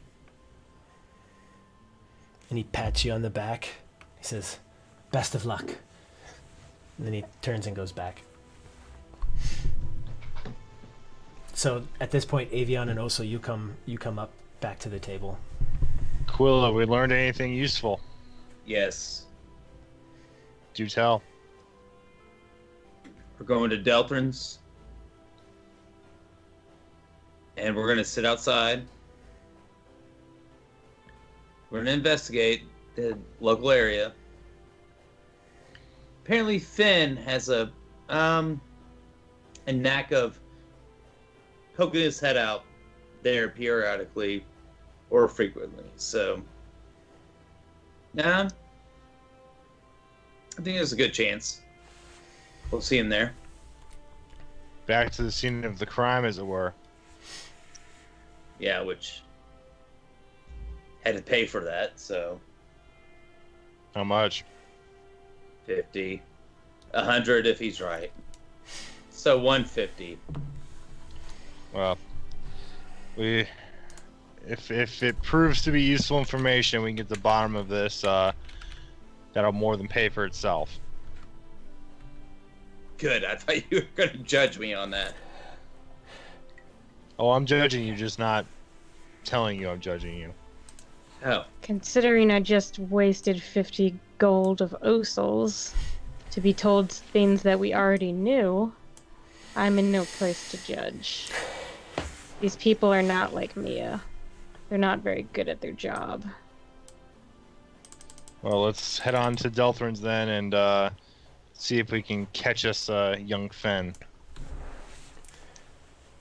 So you're gonna skip out on going back to meet with Mia's No, guy? we're going to go talk to Mia and let her know where we're going. Okay. All right, so you want to leave? Because, I mean, it was only a 15-minute walk Yeah. to see Mia, so Yeah, why not? it's quick. Okay, so yeah, you guys head back to Tankard of Eels, and Mia's there, and yeah, you walk up. You sit down at your table. Hey, so we talked about Delthrin. Did you get any word from him about anything that might help us? Any potions? Anything? And she kind of looks, and she lays a like a cleaning towel on the table in front of you, and you can just get the idea that there's something maybe about that long and that big around in a cylindrical shape under it. And she says, "He told me to tell you that you can use this to dispel magic one time. He said it's not super powerful, but it might help you." I'll slide it to Osel. I'll actually reach my hand under that and slide it under Osel's armor and just like kind of look at him and be like, "We've got this." All right. Okay. And she comes back and she says, "So my contact has not been able to arrive yet. Have you found anything out? Did you find anything out? Did Davos tell you anything? He usually knows quite a bit. He sees all sorts of people in and out of his place." We did not ask Davos, which I guess we probably should have. Yeah, I thought for sure you would have done that. No, we just look good because of him. You do look good. She looks at both. She looks at both of you and says, "Quill, another bath, and you just might be somewhat presentable." And I smile way too hard. I'm just excited. And then she says, so I don't know when he will show up. I don't know how this world works. It may be now, it may be later, it may be tonight. So maybe by the time you come back, I'll have something for you. But if you have anything else that you can do to help your search continue, I suggest doing it. Well, Osil, I think we're gonna go to Delthin's place. Evian, are you ready, or do you need to freshen up? I'm going to freshen up, and by freshen up, I mean put on some armor that'll actually save my life. Okay. So you head upstairs, you throw on your gear, come back down. All right, do you guys want to head back to Delthrin's then? Yeah. How do you want to get there? We're gonna teleport, or we're gonna go down to the basin, use the map, and I'm gonna ask Osil, where do we go? Which wall do we walk through? Looks like we go through this one here. Then we walk through the wall. So actually, on the map itself, you see you don't actually need to teleport. This is one of the ones where it's basically a tunnel, that's going to get you there. But it's got the directions on it, and it's showing you how to get there. All right. So just follow the tunnel to Delthrin's. Okay. Alrighty. So, you're making your way through, and it's pretty easy to navigate, and it's a series of you're going through, and it's twisty and turny, and it's pretty dark. So Quill, you don't have an issue. Osil, you have dark vision as well. Avion, you do not. So you can either choose to hand on shoulder and follow one of them, or if you guys want to light a torch, you can light a torch. It's up to you. But looking at the map, you probably have it's actually not that long of a walk. It's maybe 150. Nah, it's more than that. It's like 400 yards. Yeah, I'd probably just put my hand on someone's shoulder and follow them that way. Okie doke. All right, so you start walking through, following through, and it's a typical like tunnel. It's dank and dark and kind of wet, and it's like mostly rock, and then every once in a while you'll see like a small patch of dirt that's just been hanging out there. There's moss on it, like the not lichen, more of a moss, almost like an algae at times, and there's perpetually water dripping. And it's sticking with it that way, and you start to make your way in, and you're kind of following, like you've checked the map and you know your distances, and you know you're starting to get close to the end. And let's jump into, let the people at home see what we got here.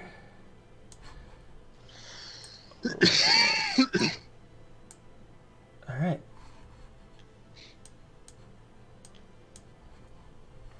Let me scroll this over a little bit, and there we go. Okay. So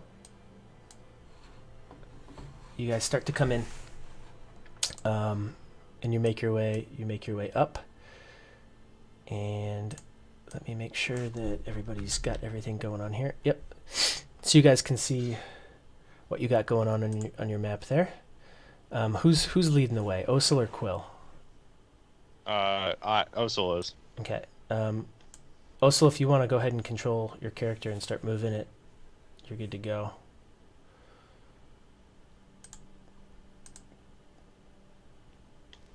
Now I'm going to just put Avion right behind you.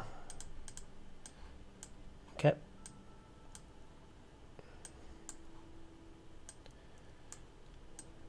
It's really dark on my screen. Yeah. Yep, it's going to be dark for you, Avion. Osil, can you see everything? Yep. Or? Okay. I can't see anything, but I have dark vision, so Yeah. should I see everything? No. Osel, did you see? What do you see right there? Looks like some enemies. Yep. All right. So, where you pop up, let me reveal part of this over here. You happen to see a couple of zombies. All right. They're gonna get the. They're not gonna get any jump on you. You happen to see them. They weren't really paying attention. Let me pop the reveal here. In fact, let me just do this because this will just make it a little bit easier for everybody back home.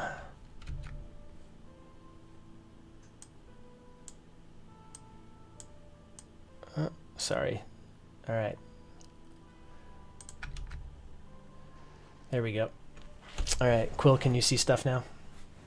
Yeah, I can see a 90-degree angle of it. Okay, there you go. So, Yep. Avion, you are right on the back of Osel there. And that's what you can see right now. You see 2 zombies, Osel. And let's go ahead. Let me pop the initiative tracker up, and we will kick off... kick this bad boy off. All right, there we go. Don't forget to click on your token.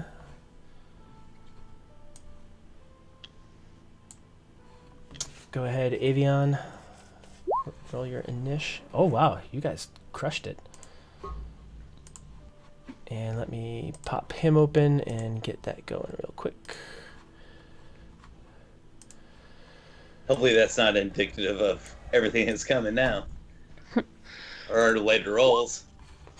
All right, so they'll all act on that turn. Quill, you are first.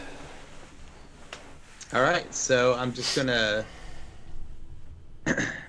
do an ice knife action to the guy in front.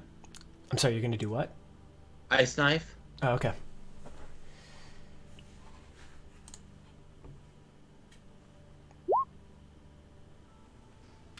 Yeah, that's going to hit. Let me roll. It's a DC 14 dex save. Mm-hmm.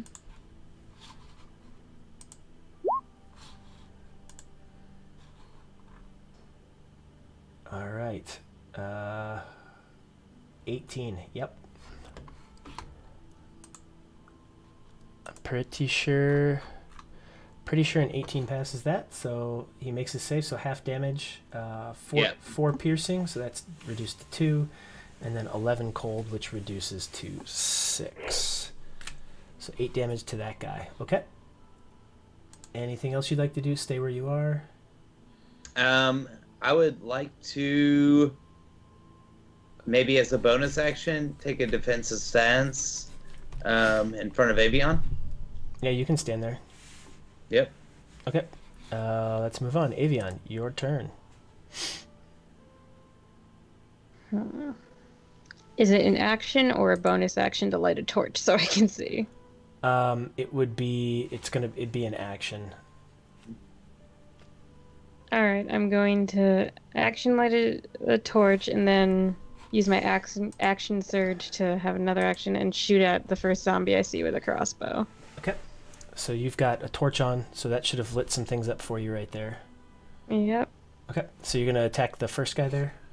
Yep. Go ahead and roll for it. Oh yeah. That hits 9 damage. Nice. So yeah, as you're... Damn. As Quill hit it with the ice knife, you... boom, hit your torch, and then fire away and catch it really well. Like light, oh crap, poof. And it's kind of reeling a little bit, and then behind him, do you see the other one like trying to push it out of the way? Like they're both just trying to get to you. And as you do that, coming up from behind, Quill, this guy comes in and is, because it is their turn, is going to attack you. So it's going to try to wrap you up and slam you with its arms. Does a 12 hit you? Nope. Okay, so he goes up and just straight misses. This one's going to come up to you, Osel. I get my pole arm master. Yeah, you do. When it hits 10 feet, you sure do. Go ahead and make your opportunity attack. Yeah, 22 hits. That guy, as he walks in, he hits that 10-foot range. You throw that glaive out there and describe how you'd like to make this zombie go away. Well, as he walks up, he kind of comes out of the gloom, and I just take my glaive, and I take some pleasure out of just slicing it right through his chest, and then I kind of pull it up through his head and rip it off. Yeah. And he drops. So he is donezo. All right. So this next zombie just goes right over, like doesn't even acknowledge anything, and goes to attack you, Osil. So you will get another opportunity attack with that one. Does this 12 hit? 12 does hit. Takes 11 damage. All right. So it's his turn now. He is going to attack you.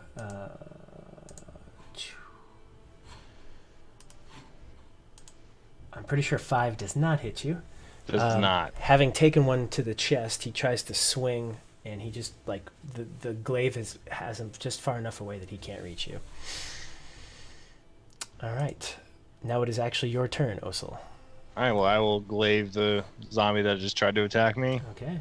And 13 hits for 5 damage. Sure does. Okay. So yeah, you take your glaive and you just slice into it and like cut an arm off, and it just keeps going. One arm just. Blah. I can't talk too loud because the baby's asleep. I know. All right. Anything else you'd like to do, Osil? That's about it. Okay. Quill, it is back to you. I think with my reaction of the one just popping up to me, I would probably just reactionally just shoot a dagger up at it and try to stab it in the head. Yeah, a 9 hits. Wow, okay. Nice. So that one takes 7 damage. Okay. Very good. Anything else you'd like to do? Stay where you are?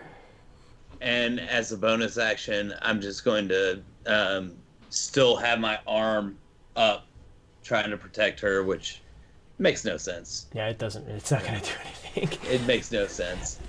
Okay. Avion, your turn.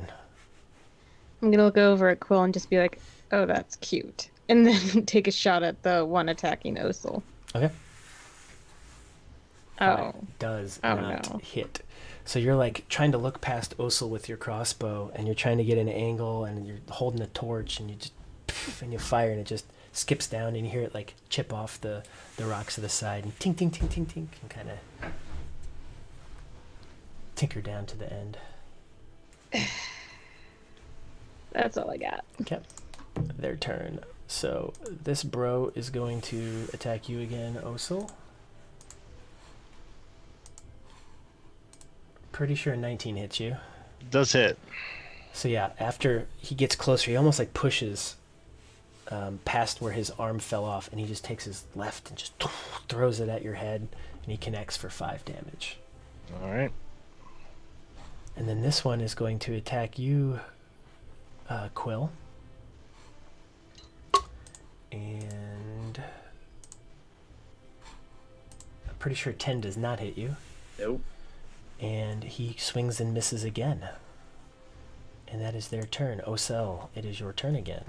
All right, I'm going to glaive the one in front of me again. Fire away. And I miss. Does not hit. So yeah, you feel that bolt go right past you, and it kind of sets you off. Feeling the crossbow bolt whiz by your head. So when you make your attack, it just doesn't quite go. Anything else you'd like to do? That's it. Okay. Quill, back to you. I think that I'm just going to go ahead and go with the dagger again and stab at the guy in front of me. 11 hits. Yeah, that definitely connects. So the guy behind you? Up top. Okay. Up top. Yep. So yeah, that definitely hits. So that'd be 13 he's taken total of HP. So yeah, another dagger just right to the head. All right, Avion. All right, I'm gonna shoot at the one attacking Osil again, or Okay. at least try to. Oh my god. Why? 8 hits. Oh, yay. 8 just hits. So this time you're able to like kind of hone in and pull back. So 7 damage. No, that would have been if it was. It's only, Yeah, it's just only a 3 3. damage. Just 3 damage. Okay. All right. Their turn. So this guy is going to attack you, Osil, with his one arm. All right.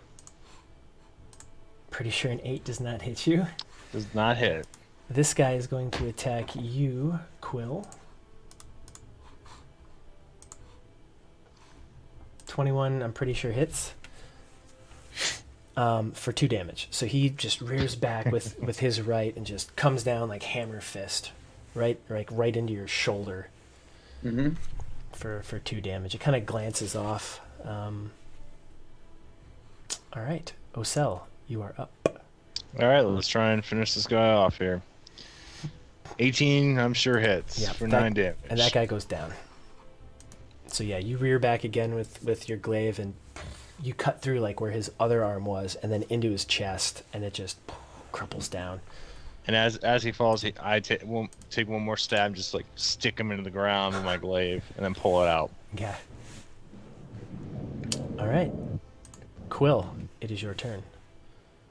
All right, so I'm just gonna get super pissed that guy just slashed me, and I'm gonna dagger him right in the temple. Yeah. 16 hits. So 3rd dagger stab into the head, and he's like, it's up, but it's not doing so great. And I'm just gonna hold it there. So you're just into the side of the temple, just holding that thing in there. And I'm just gonna keep staring at him. Okay. Yep. And as you're doing that, it's like other arm is trying to get to you. And that brings us to Avion. Crossbow. Yeah, Boo. that hits. So as Quill has this dagger in its temple, and he's kind of holding it, and it's trying to get to him, it's just enough to steady it that you can fire off a bolt, and it just hits it square in the head and crumples. Super cool. Yeah. So, all 3 down. And with that, it is time to move on. All right, I'm gonna light a torch because I realize Avion cannot see. Mm-hmm. I already have Yeah, a torch lit, though. She's got one up. Oh, you already have one? Yeah, she's got one Yeah. up. No, my bad. All right. So, if you keep walking through, you keep making your way, and you make your way through what appears to be a hole in the wall. And you get the idea that this is where Delthrin's basement is. You make your way in, and it's lit. You see torches. Yeah, it's a little strange. You'd think it would be dark, but there are torches lit. And Perhaps we are not the first people here. you get the idea, though, Osil, upon getting closer, that they probably always stay lit. All right, so down here, over here, for those of you at home, you might just see the edge of it. It's behind the chat window. There is a set of stairs over here, just behind here.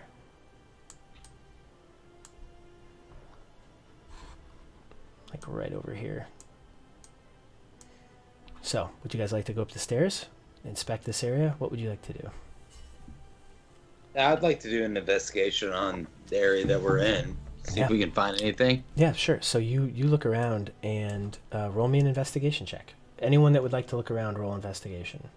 All right. Oh, dear.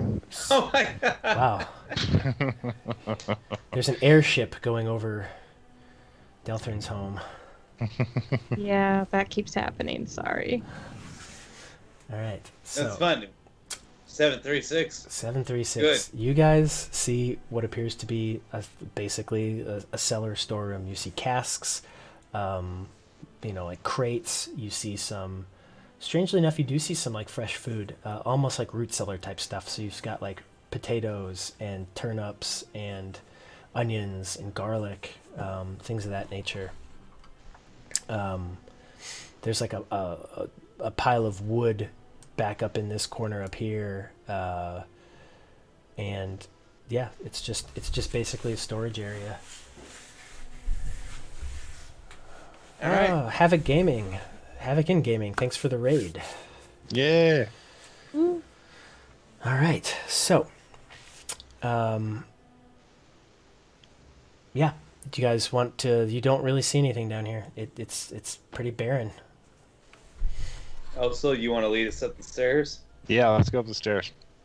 Okay, so you make your way back upstairs, and you're back on the main floor of Delthrin's home, his old home. You've all been here before, and what's strange though is you don't remember this set of stairs going down at your last investigation. You didn't think there was anything downstairs. You didn't think there was a downstairs. You weren't sure. It's almost like you've passed through some sort of illusion or something like that, because you turn around and you look and you don't see stairs. Yeah, we definitely looked last time, so. You don't see stairs. Interesting. There is some magic Just at another- work. Well, it's just another one of Delthrin's little portals. Yeah. All right. All right, so I'm going to walk towards the back door. And the back door for me is like a super eerie omen because I'm the one who opened it last time and the zombies came through. So I just walk up to it and kind of open the door and just sit down and kind of glare outside, see if I see anything. Quill, can you come back into frame? You're hanging way too far to the side of I'm the sorry. camera. There you I'm go. sorry. Yeah, so you poke your... so you just crack the back door and kind of look out a little bit. Yeah. And roll perception. Okay.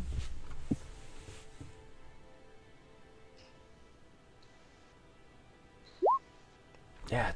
So you look out and you see the tree, that old dead tree, and like the mud and like the marshy nature of his little backyard area, and then past that, like you can see to the gate, like the decrepit wrought iron gate that's kind of falling down, and it's set up in like rocks that have been mortared together, and the mortar is still like all falling out, and it's like the it needs to be repointed. The tuck pointing is bad, and you don't see any zombies. You don't see anything bad outside, and you like that nervousness that you were expecting more. There's nothing out there. In fact, if you look out across, like you can see some of the other homes out there, and life continuing outside of his home. And then I'm just gonna stand up, knowing that I'm at ease right now, but I'm just gonna walk up and place my hand on the ground and see if I have any sense of anything unnatural around me. Are you going to use the your new Ola sense? Yes. Okay. So Quill has a homebrew sense I gave him. It's basically, as an elf and a druid, he's able to reach out to the nature around him and kind of get a feel for how the natural things are, the plant life in the area is doing. So the trees, the grass, the plants, all of those things have an essence of life, and he can kind of tap into that and get a feel. It's more of a raw emotion, but he can get a sense of if things are good or if things are bad, like if the nature is being attacked, like people are logging or desecrating areas or burning things, or if like plant life is flourishing, if the soil is good and the trees are sucking up the nutrients and stuff like that. So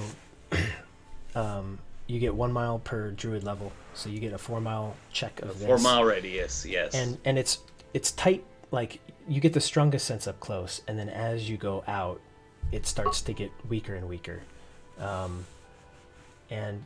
From where you are, this area, like, you feel the desecration. Like, this tree was burned, and like, you can sense it's not good here. But as you leave the areas of his house, things pick back up again, and you get a sense that the trees are good, and the plant life is flourishing around here. Okay. I just walk back to Osil, and I'm like, so we have to investigate this area. Well, let's have a look around, shall we? All right. So you want to check out his backyard again, or just Yeah. or just his backyard, or do you want to like start walking around the neighborhood? Right now, just the backyard.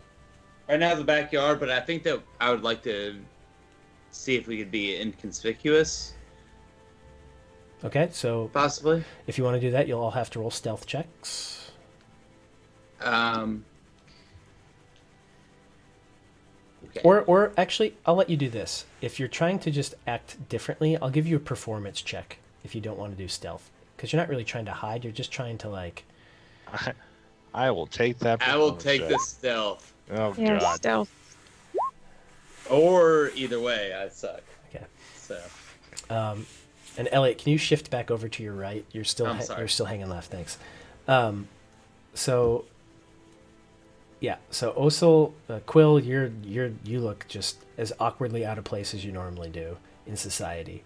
You're just kind of like looking around and touching everything, and like there's nothing inconspicuous about what you're doing. Avion, you are like kind of blending in, like checking things out. Like it's almost like you're inspecting the house as if you were like a housing inspector or something. Like you've got that air about you that you're meant to be there. And also you're somewhere like in between, like you flirt between, yeah, I'm supposed to be here, and oh man, like what am I doing here? So like at moments you seem like you know what you're doing, and at times you don't. What do you guys want to be looking for? What are you looking for? Just any signs of Fen or any kind of disturbance since the last time we were here? Roll investigation. If anybody, whoever's looking, go ahead and roll investigation checks. So Osil, you see like the mud in the like the marshy nature of the backyard. Like you can't really discern if anything's new or not. It all looks trampled to you. Avion and Quill. Avion, you've never seen this before. This is new to you. So everything appears to be like, you can tell that there was some sort of like you get the idea that something happened back here, that there was a lot of people trampling around. And then Quill, like, again, you know what that was, and like you convey it to her. But you don't necessarily get, it's hard to tell if there's new tracks or old tracks or what's what, even with that roll. Like you think you pick up something new, but you're not quite sure. Fuck. You do happen to see Quill. However, like, of the boot sizes, what you can make out, there are a couple that are a little bit smaller than what would be an adult footprint. Is there a way that I can sense the direction? You could roll survival. Yes, I can. Yeah.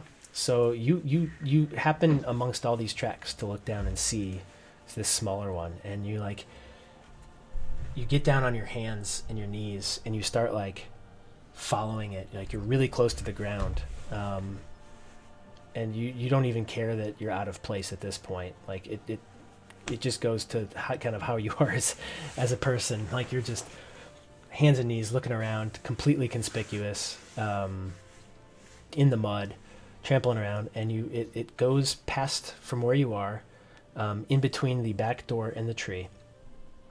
You see the tracks lead back out to the back gate, and then once they leave the gate, it kind of turns onto the stone of the walkways, and you don't know where it goes from there, but you can see that as it was walking out, it was leaning to the left, like they were veering to the left, your left, as you're looking out the back.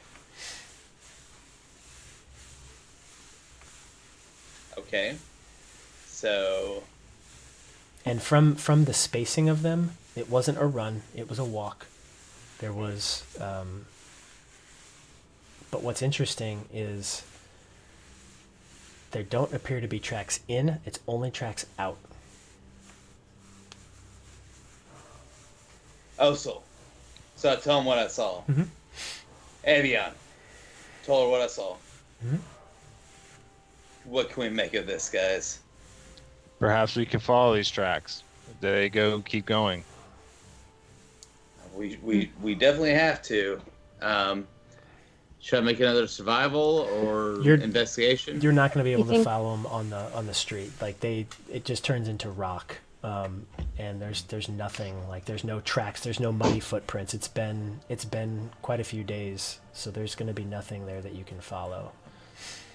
You get the idea, like leading out the back. So what you see looking like to the left is like a series of row homes. Like his property extends a little bit more, like maybe less than half of a city block, like a quarter of a city block.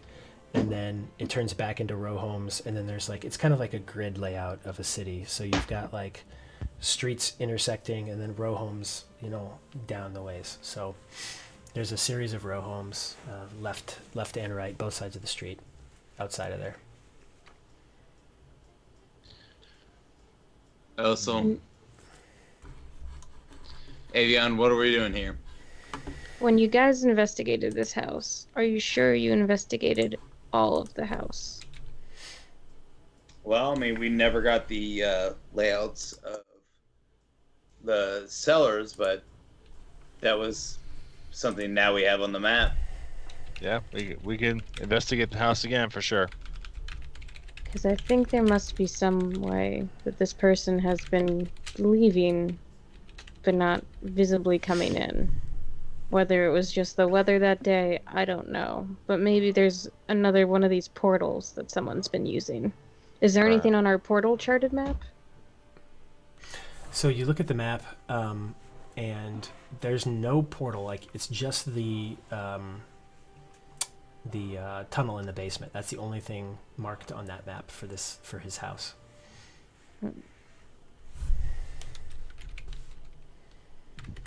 Well, the best chance we have is to investigate the house again, for sure. I think that's a good call. Yeah. Let's go back in the house. Sure. All right. Go back in. Roll investigation checks. Let me know what you're looking for. I'm looking for any signs that someone has been here recently, like a dusty area that's been swept up, or... Sure.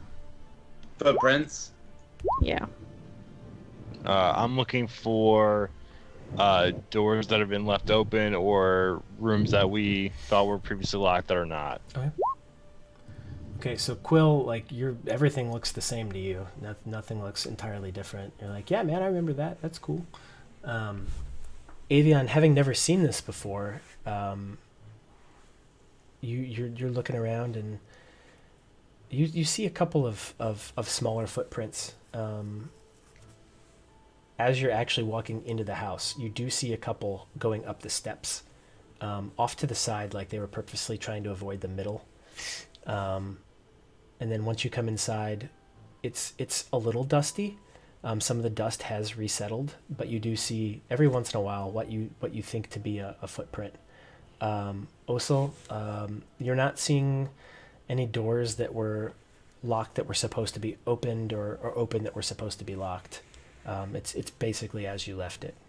So Avion, you're the only one that's really picking up on that, but it is coming from the outside. I'm gonna follow the footprints then. So they go upstairs. All right, upstairs we go. They kind of die off once you get to the top. But yeah, like at the top of the stairs, like that threshold coming over, they die off right there. I yell, Avion, what do you see? there are footprints, but I lost track of them. And I'm gonna go upstairs to her. Yeah. And is she right where the lair was up top? Mm-hmm. Where we could push? And I was like, well, this is where we actually found Delthrin's lair before. Do you want to go up? Do you want to look at it?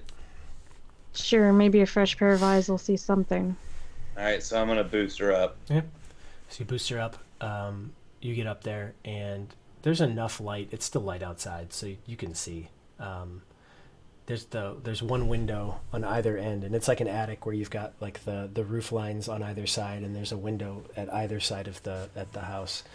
And you see like an old desk and like an easel with a piece of paper on it, and there's still some like drawings and things strewn about, and papers everywhere, and nothing to you looks out of the ordinary. It looks just like someone's office that has been rummaged through. Long shot, but could I see if there's any like secret panels in the walls? Like feel for any, Sure, roll. like knock around for any hollow Yeah, parts? roll another investigation. Ugh. It all sounds like it's the same sound of wood to you.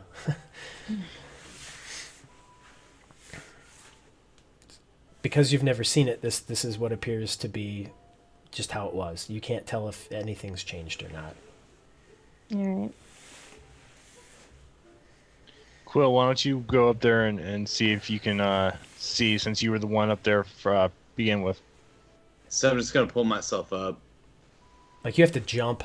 Make a strength check. Yeah. Make a strength check. Or athletics, either one.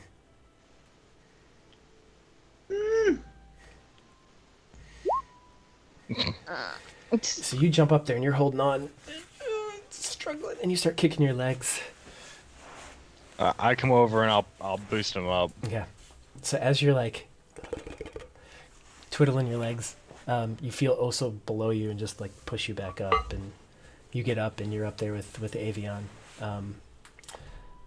So go ahead and roll investigation. Yeah. Hey. So you can tell that this is not exactly how it was when you left. Like you remember grabbing the journal and grabbing like various pieces of things, and you left it fairly tidy. You weren't just like haphazardly like digging through things and moving things around, but somebody has been here and has been like rummaging through stuff. Somebody's been here. Okay. Is there any way that I could tell what that is? Perception, investigation? Not Like- really. Like you don't have any way of telling who's here by the way a paper has fallen. Right. I guess we don't have fingerprints in this motherfucker. So yeah, I definitely look at her and be like, well, somebody else has been here. How thoroughly did you check the desk the last time you were here? Pretty good. I got the journal and all the drawings. There's no telling what they could have found. I'm pretty sure I found everything else. Any secret compartments? Yeah, I did a pretty good job of it. I'm certain of that. You did a pretty thorough investigation last time. Yeah. So we can just assume that they came here knowing what they want to find, and they didn't find it. Maybe the journal. Well, Was there anything in it that struck you as utterly important? other than his his makings and what he was doing, no.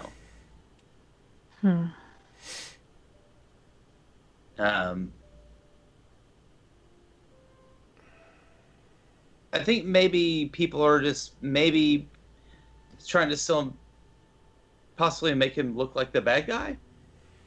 They want to find things. No. There's something more to it than that.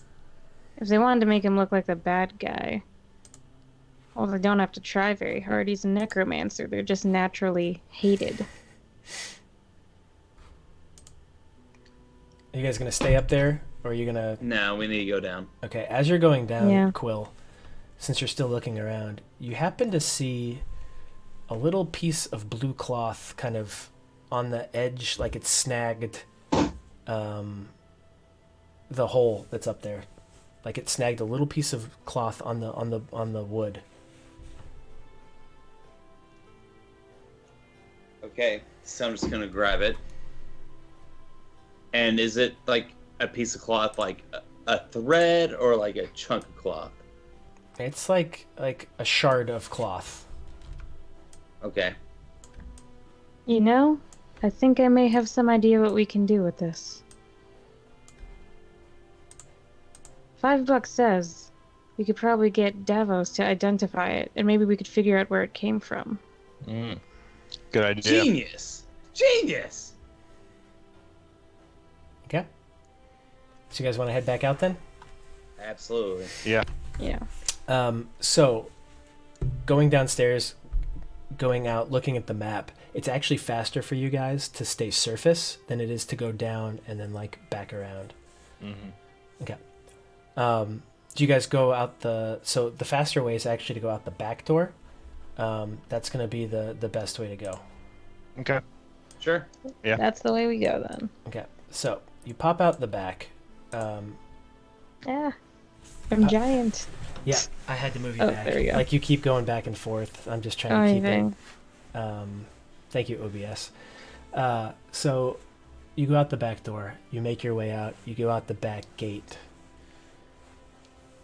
And to your left, you look out. Everybody roll me perception. Damn it. Nope. Quill. Wow. Quill. You see, darting around the corner, what you think is a little boy with a blue shirt, but you can't be sure. And on that note, we're going to call it a night. So we will pick up next time at the back exit from Delthrin's old home. So, thanks everybody for tuning in. Apologies for Avion's camera. It's I think it's an OBS issue and not a Skype issue. Testing out some new stuff because we've had no issues with Quill or Osel's camera, so I think something's funky. Was it still going in and out? Yeah, it's still going big to small. Oh. And none with mine, so I think it's that. So, thanks for tuning in, everybody. Let me go ahead and we'll launch a raid here in a second, but thanks for all the divine advantages, everyone, and yeah, we'll see you in 2 weeks. So